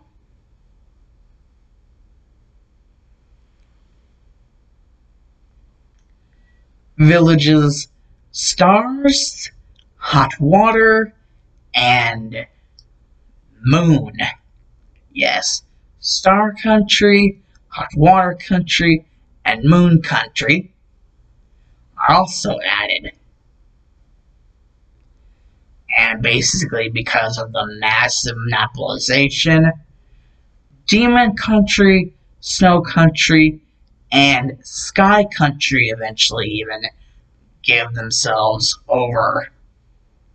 Even Sky Country, because realizing how many people, even Demon Country, where there's this freaking demon dude stuck in his freaking tree, even there, and Snow Country, Snow Spring Country, has freaking the technological shit, and even they're surrendering over their freaking land.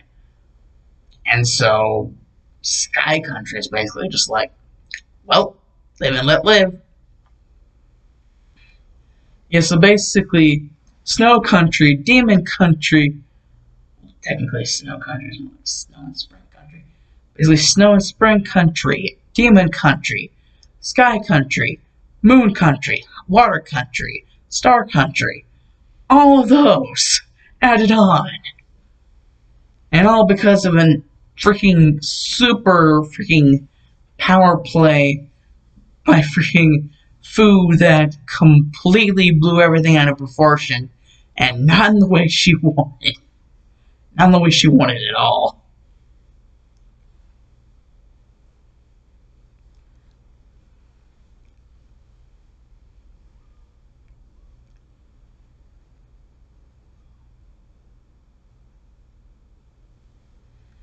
Yes. That's the thing. And so, yeah. Now it's basically where we have everything. And with basically the entire monopolization of basically having everything being patched up together, as one big super thing, the bigger nations of the elemental continent thing, the bigger parts are now looking very small in comparison to what is now the current Oto. And with all of the new stuff that Naruto's getting, the technology from Snow Spring Country, the technology from Sky Country, all the benefits from the other countries, and even some of the stuff that, benefits off of from, like, Demon Country.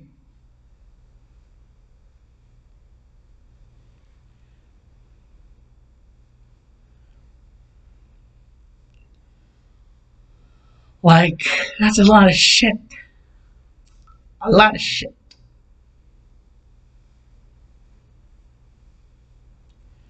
So basically, so many different freaking places. And even the whole thing with the Hero's Water and Takikakure. Yeah, not only the Jinchuriki, but now even, like, trusted with the Hero's Water from Takikakure. That's like that's not a slap, that's a slap on the wrist to Fu. That's like a kick in the non-existent balls to Fu. And, like, blasting it open and spraying salt in the wound, and then freaking tossing Mentos in, and then pouring in Diet Coke and having everything explode as she slowly died to Fu. Yeah, that's basically what's going on right now. Like, the super monopolization that is basically being created out of Oto.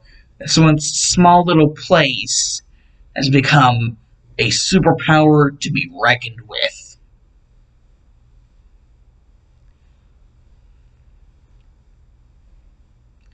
Even having a specific ninja who is literally given the nickname the Blue Raijin, or Blue Thunder God.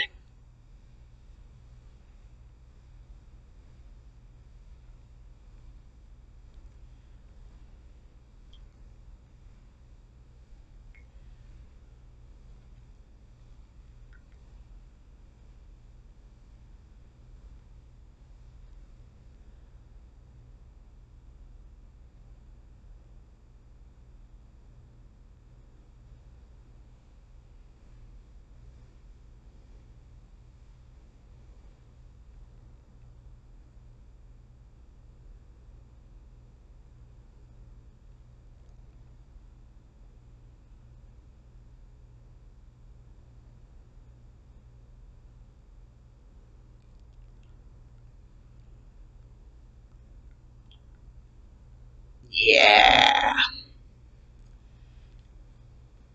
So I think this is where we should probably leave off part 1.